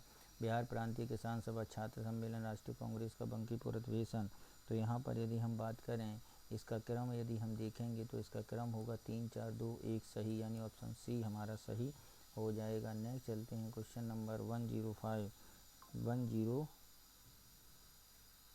104। क्या है? किस नेता ने असहयोग आंदोलन के प्रभाव में परीक्षा से 20 दिन पहले अपना कॉलेज छोड़ दिया था? तो कौन सा है? असहयोग आंदोलन के प्रभाव से श्री कृष्ण सिन्हा, जयप्रकाश नारायण, भोला पासवान शास्त्री। तो ये कौन थे? ये थे जयप्रकाश नारायण। ऑप्शन बी हमारा सही होगा। नेक्स्ट चलते हैं क्वेश्चन नंबर 105। 1857 के विद्रोह के संदर्भ निम्नलिखित में से किस नेता ने स्वयं को बिहार का राजगीर परगने का राजा घोषित किया? हैदर अली, अमर सिंह, हबीब बख्श, गुलाब सिंह गोसाई। तो ये किया गया था किसके द्वारा? ये किया गया था हैदर अली खान के द्वारा, यानी ऑप्शन ए हमारा बिल्कुल सही है। नेक्स्ट चलते हैं क्वेश्चन नंबर 106। क्या कह रहा है? बिहार के पुरातात्विक संस्थान चिरान के लिए निम्नलिखित में से कौन सा कथन सही है? यह नवपाषाण काल के प्रारंभिक ऐतिहासिक काल तक समाज क्षेत्रीय विकास का वर्णन करता है। नवपाषाण काल में चिरान के लोग अनाज और फलियाँ उगाते थे। इसी कूट का सही प्रयोग करके सही उत्तर बताइए। तो यहाँ पर यदि हम बात करें कौन सा प्रयोग सही है, तो यहाँ पर ये दोनों कथन बिल्कुल सही हैं। ऑप्शन सी हमारा सही होगा। नेक्स्ट चलते हैं क्वेश्चन नंबर 107। चंपारण सत्याग्रह के दौरान गांधी जी एक क्षेत्रीय नेता के घर पर रुके थे और जिसे चौकी पर वे सोए थे वो है आज भी राष्ट्रपिता को श्रद्धांजलि के रूप में संरक्षित है। इस संदर्भ में चंपारण संघर्ष के दौरान किसके घर पर रुके थे? मजहर उल हक, राजेंद्र प्रसाद, महादेव देसाई, अनुग्रह नारायण सिन्हा। तो किसके घर रुके थे? तो ये रुके थे राजेंद्र प्रसाद के यहाँ, यानी ऑप्शन सी हमारा सही होगा। नेक्स्ट चलते हैं क्वेश्चन नंबर 108। बिहार में अंग्रेज़ों द्वारा स्मारक के तौर पर बनाई गई एक ऊंची इमारत उसे बिहार यूरोपीय सबसे पुराने कब्रिस्तानों में से एक। तो देखते हैं इसमें सबसे पुराने कब्रिस्तानों में 1763 में जब नवाब मीर कासिम के आदेश पर कई ब्रिटिश अधिकारियों की हत्या कर दी गई। यह घटना अंग्रेज़ों के खिलाफ शुरुआती रूप से की गई। सारण, पटना, भागलपुर और सिवान। तो यहाँ पर यदि हम बात करें ये किससे की गई है? ये की गई है पटना में, यानी ऑप्शन बी हमारा सही होगा। नेक्स्ट चलते हैं क्वेश्चन नंबर 109। ऐसा कहा जाता है कि किस गुप्त शासक ने आर्यावर्त के 9 राजाओं, दक्षिणावर्त के 12 राजाओं को हराया था? तो ये राजा हैं चंद्रगुप्त, समुद्रगुप्त, यानी ऑप्शन सी हमारा सही होगा। नेक्स्ट चलते हैं क्वेश्चन नंबर 110। क्या कह रहा है? गांधी मैदान की घटना पटना के इतिहास के संदर्भ में निम्नलिखित कौन सा कथन सही? प्रारंभ में यह घोड़दौड़ ट्रैक था। यह केवल पटना और ब्रिटिश आबादी के लिए सुलभ था। चंपारण सत्याग्रह के समय एक रूप कार्य करता था। कौन से कूट सही उत्तर हैं बताएं? तो यहाँ पर जो सही उत्तर हैं ये तीनों सही हैं। ऑप्शन डी हमारा सही होगा। नेक्स्ट चलते हैं क्वेश्चन नंबर 111। तो क्या कह रहा है? राष्ट्रीय स्वतंत्रता संग्राम के संदर्भ निम्नलिखित में से किस व्यक्तित्व ने बिहार में सदाकत आश्रम को साप्ताहिक पत्रिका मदरलैंड प्रकाशित किया? मौलाना मजरूर हक, महात्मा गांधी, रामनवमी प्रसाद, शुभचरण वर्मा। तो यहाँ पर ऑप्शन ए हमारा सही होगा। कौन सा? शुभचरण वर्मा। ठीक है, मौलाना मजहूर उल हक। नेक्स्ट चलते हैं क्वेश्चन नंबर 11112। क्या है? 19वीं शताब्दी में अंत में संथाल क्षेत्र में उभरे सफ़ा होर आंदोलन के लिए निम्नलिखित में से कौन सा सही है? यह एक ईश्वरवादी आंतरिक संगठन था। रामो नाम का जप सफ़ा होर समुदाय अभिन्न अंग है। सफ़ा होर आदिवासियों महात्मा गांधी के धर्मनिरपेक्ष प्रकृति का विरोध किया। नीचे दिए गए कूट का प्रयोग करके सही उत्तर चुनो। तो यहाँ पर यदि हम सही उत्तर चुनते हैं तो ऑप्शन कौन सा सही होगा? केवल तीसरा गलत है, ये दोनों सही हैं। ऑप्शन ए हमारा सही होगा। ठीक है, अगर हम इसमें बात करते हैं सफ़ा होर का मतलब होता क्या है? सफ़ा होर का मतलब साफ और होर का मतलब आदमी। आंदोलन शुरुआत 1868 में संथाल परगना में हुई थी। कब?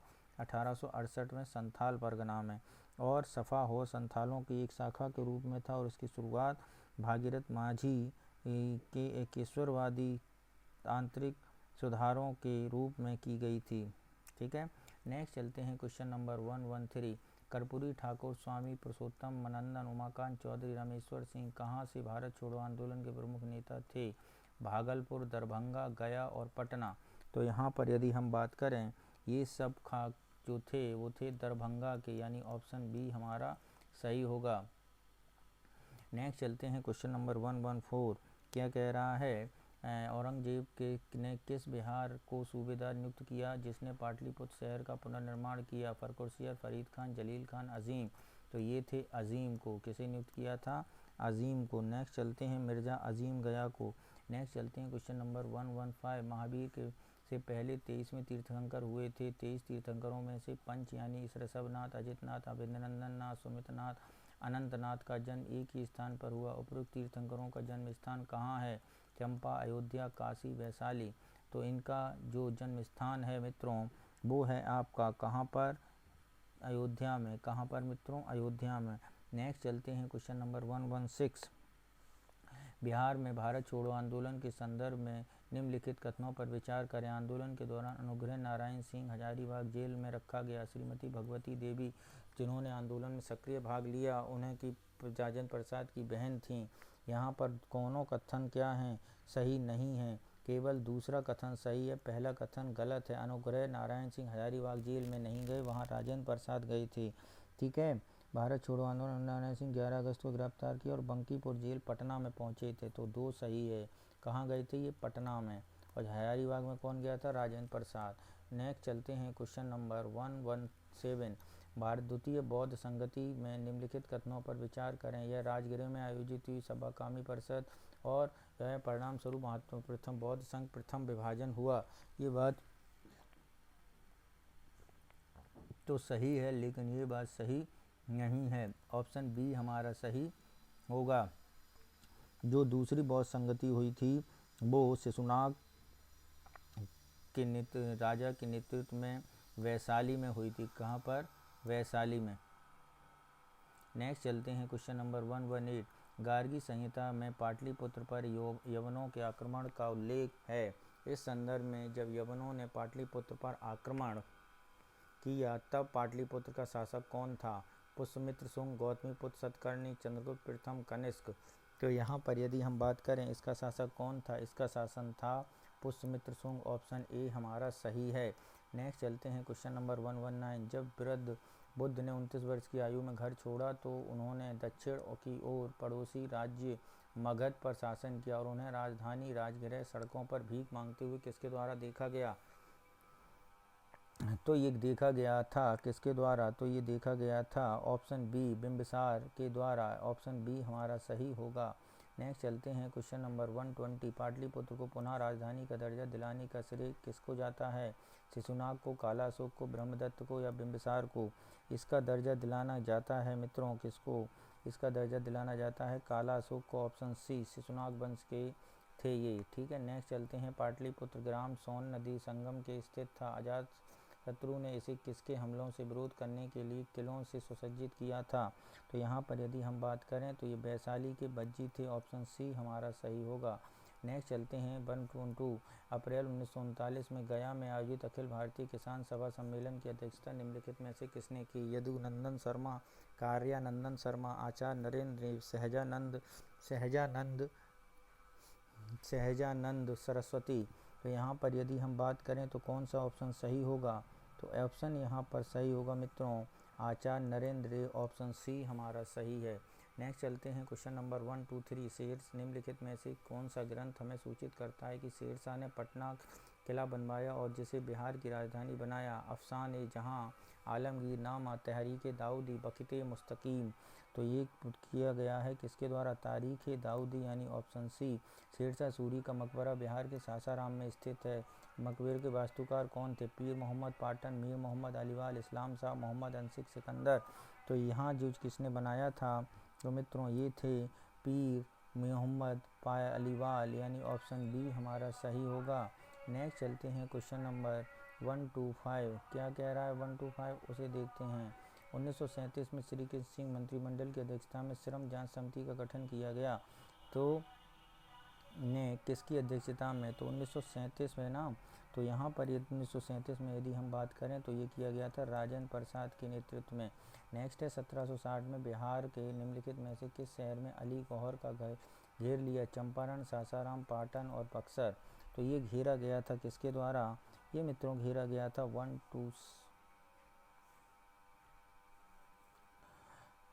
पटना, ठीक है, ऑप्शन बी। नेक्स्ट चलते हैं क्वेश्चन नंबर 27। चंपारण सत्याग्रह की विफलता के बाद महात्मा गांधी ने नवंबर 1917 में स्कूल की स्थापना की। स्कूल ने किस स्थापित किया गया, मुरली भरावा, ढाका, बहरावा, मोतिहारी। तो ये किसके द्वारा किया गया था, ये किया गया था मित्रों किसके द्वारा, बहरावा लखन सेन के द्वारा, ऑप्शन बी। नेक्स्ट चलते हैं क्वेश्चन नंबर 128। 13 अगस्त 1942 में पाटना में एक बैठक आयोजित की गई जिसमें बिहार में संचार व्यवस्था एवं परिवहन व्यवस्था को नष्ट करने, सरकारी भवनों को कब्जा करने और सरकारी दस्तावेजों को जलाने स्वीकृति किया गया। उपरोक्त बैठक की अध्यक्षता किसके द्वारा की गई थी, राजेंद्र प्रसाद, राजेंद्र नारायण लाल, अमर किशोर सिंह, अवध बिहारी प्रसाद। तो ये अगर हम बात करते हैं तो ये की गई थी जगत नारायण अग्रवाल के द्वारा, यानी यहाँ भी ऑप्शन बी सही होगा। नेक्स्ट चलते हैं बक्सर युद्ध के समय बाद इलाहाबाद संधि पर हस्ताक्षर किए गए। इलाहाबाद संधि के बाद क्लाइव ने बिहार के उप दीवान किसे नियुक्त किया, सितब राय, मीरन राज और मोहम्मद रजा खान।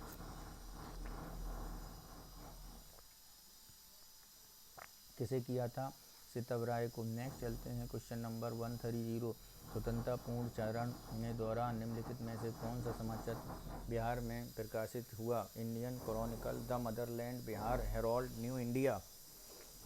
तो ये मित्रों कौन सा था, तो ये था न्यू इंडिया, यानी ऑप्शन जो डी है वो हमारा सही होगा।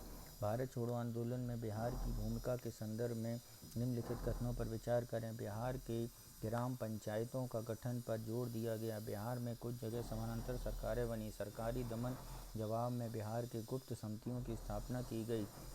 कौन सा कथन सही है, अगर हम इस कथन के बारे में बात करें तो इसमें जो कथन सही है वो तीनों कथन सही हैं, यानी ऑप्शन डी हमारा सही होगा। नेक्स्ट चलते हैं क्वेश्चन नंबर 132।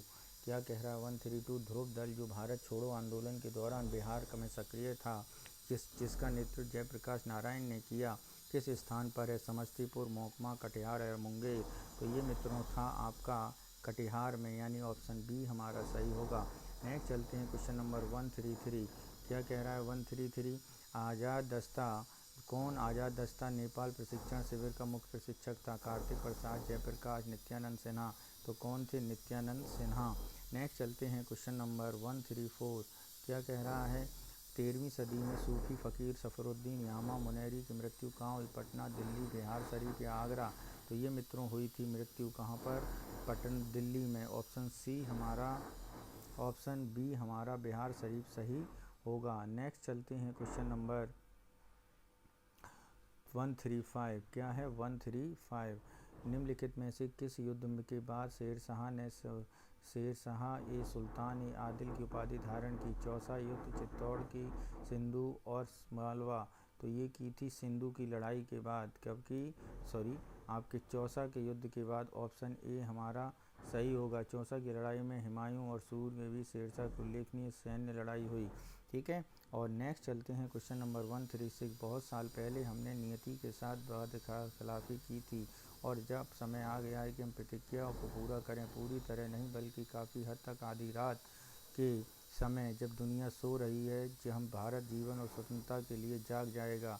47 में किसने ये भाषण दिया था, ये ग्रेट भाषण था पंडित जवाहरलाल नेहरू, ऑप्शन सी हमारा सही है। नेक्स्ट चलते हैं क्वेश्चन नंबर 137। निम्नलिखित में से किस राष्ट्रव्यापी आंदोलन के दौरान बिहार विद्यापीठ की स्थापना पटना में की गई, भारत छोड़ो आंदोलन, चंपारण सत्याग्रह, सविनय अवज्ञा आंदोलन, सहयोग आंदोलन। तो ये है आपका सब सहयोग आंदोलन, ऑप्शन डी। नेक्स्ट चलते हैं क्वेश्चन नंबर 138। 15वीं शताब्दी के अंत में हुसैन शाह सरकी को पराजित करने के बाद सिकंदर लोदी किसे बिहार का प्रशासक नियुक्त किया, दरिया मुहानी, इस्माइल अकबर, मोहम्मद इस्माइल, मुजफ्फर खान। तो ये किया गया था किसके द्वारा, मोहम्मद तरिया मुआनी यानी ऑप्शन ए हमारा सही होगा। नेक्स्ट चलते हैं क्वेश्चन नंबर 139। निम्नलिखित में कथनों पर व्यापार के लिए बिहार आने वाले यूरोपीय लोगों में सबसे पहले फ्रांसीसी थे। ब्रिटिश यह कंपनी 1620 में बिहार में अपना पहला कारखाना स्थापित किया। तो ये कौन सा कारखाना सही है? तो ये कारखाना आपका ऑप्शन बी हमारा सही होगा, पहला गलत है। नेक्स्ट चलते हैं क्वेश्चन नंबर 140। भारतीय इतिहास के पुरातात्विक स्रोतों के संदर्भ में रामपुरवा राजधानी कहाँ स्थित थी? पश्चिमी चंपारण, मनसहरा, पूर्वी चंपारण और गिरनार। तो यहाँ पर यदि हम बात करें तो ये कौन सा है? ये है आपका पश्चिमी चंपारण, ऑप्शन ए। नेक्स्ट चलते हैं क्वेश्चन नंबर 141। निम्नलिखित में से कौन सी सदी की शुरुआत में पलामू क्षेत्र में चोरो विद्रोह भूषण सिंह, भागीरथ मांझी, बिरसा मुंडा कोई भी नहीं? तो यहाँ पर यदि हम बात करें तो कौन सा ऑप्शन सही है? ये है भूषण सिंह, ऑप्शन ए हमारा सही है। नेक्स्ट चलते हैं क्वेश्चन नंबर 142। सॉल्ट मीटर या पोटेशियम नाइट्रेट 18वीं और 19वीं शताब्दी में विश्व राजनीति का एक निर्णायक कारक था। इस संदर्भ में सोरा की उपयोगिता क्या थी? इसका उपयोग बारूद बनाने का मुख्य सामग्री के रूप में किया गया था। इसका उपयोग सलामी फायरिंग के लिए किया गया था। तो यहाँ पर यदि हम बात करें तो कौन सा ऑप्शन सही है? तो यहाँ पर ऑप्शन जो सही है वो ऑप्शन सही है आपका ऑप्शन डी, यानी ऑप्शन डी हमारा सही है। तीनों बातें ये बिल्कुल सही हैं। नेक्स्ट चलते हैं क्वेश्चन नंबर 143। बिहार में राष्ट्रीय आंदोलन के संदर्भ में निम्नलिखित में से किस व्यक्तित्व को 1932 में सुल्तानगंज कमेटी का अध्यक्ष और 1936 में भागलपुर जिला कमेटी का महासचिव बनाया गया? जयप्रकाश नारायण, पार्थ ब्रह्मचारी, सियाराम सिंह, उपरोक्त में से कोई नहीं? तो ये बनाए गए थे कौन? बिहार सियाराम सिंह, यानी ऑप्शन बी। नेक्स्ट चलते हैं क्वेश्चन नंबर 144। क्या है? बिहार यूरोपीय लोगों के आगमन के संदर्भ निम्नलिखित विचार यूरोपीय शुरुआत में बिहार आगमन हुआ था, पर कुछ बिहार का व्यापार की अनुमति दे दी थी। तो ये दोनों बातें क्या हैं? बिल्कुल सही हैं। तो ऑप्शन सी हमारा सही हो जाएगा। नेक्स्ट चलते हैं क्वेश्चन नंबर 145। कांग्रेस ने निम्नलिखित में से किस अधिवेशन में राजकुमार शुक्ल की मुलाकात किया था? तो लखनऊ सत्र के दौरान बात हुई थी, ऑप्शन सी हमारा सही होगा। नेक्स्ट चलते हैं क्वेश्चन नंबर 146। प्राचीन भारत काल में बिहार की शिक्षा प्रणाली के मुख्य रूप से 4 विधाएं शामिल थीं।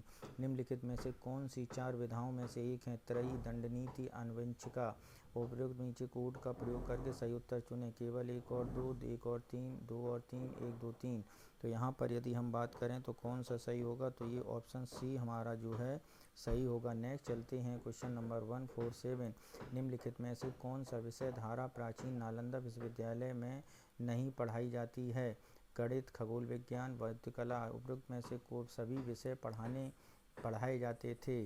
1823 में बिहार में एक ही शैक्षणिक संस्था था जिसका संचालन सरकारी विधि से होता था।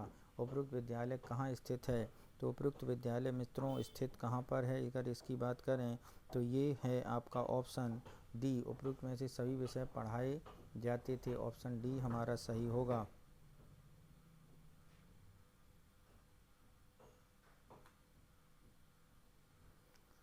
और यहाँ पर एक मिस्टेक हुई है,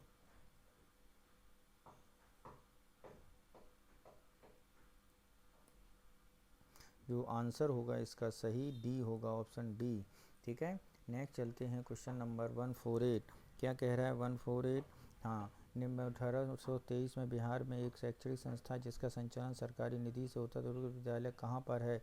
विद्यालय मित्रों भागलपुर में है। कहाँ है? भागलपुर, ऑप्शन बी हमारा सही होगा। नेक्स्ट है पटना में सर्वे ट्रेनिंग स्कूल 1900 में बिहार स्कूल ऑफ इंजीनियरिंग खोला गया। इसको कहाँ स्थापित? 2004 में एनआईटी पटना कब बना? कब स्थापित किया गया था? ये किया गया था 1886, ऑप्शन बी हमारा सही हो जाएगा। नेक्स्ट और आज का लास्ट क्वेश्चन है, देखते हैं। निम्नलिखित पर विचार करें। पटना में राष्ट्रीय निधि विश्वविद्यालय की स्थापना, पटना एम्स की स्थापना, मगध विश्वविद्यालय की स्थापना, पटना इंदिरा गांधी आयुर्वेदिक संस्थान की स्थापना। यदि इसका क्रम स्थापित करना है हमें तो मित्रों मगध विश्वविद्यालय की स्थापना हुई थी 1962 में। कब हुई थी? 1962 में। ठीक है। पटना नालंदा विश्वविद्यालय की स्थापना अगर हम बात करें तो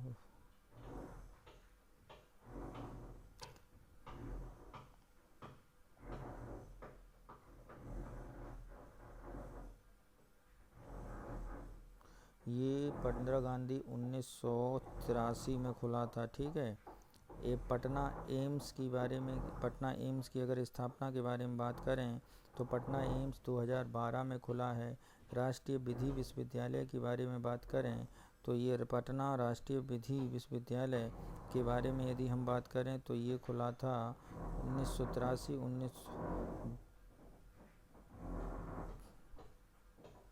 ठीक। तो क्रम अगर हम देखें तो 3 4 1 2 यानी ऑप्शन ए हमारा सही हो जाएगा।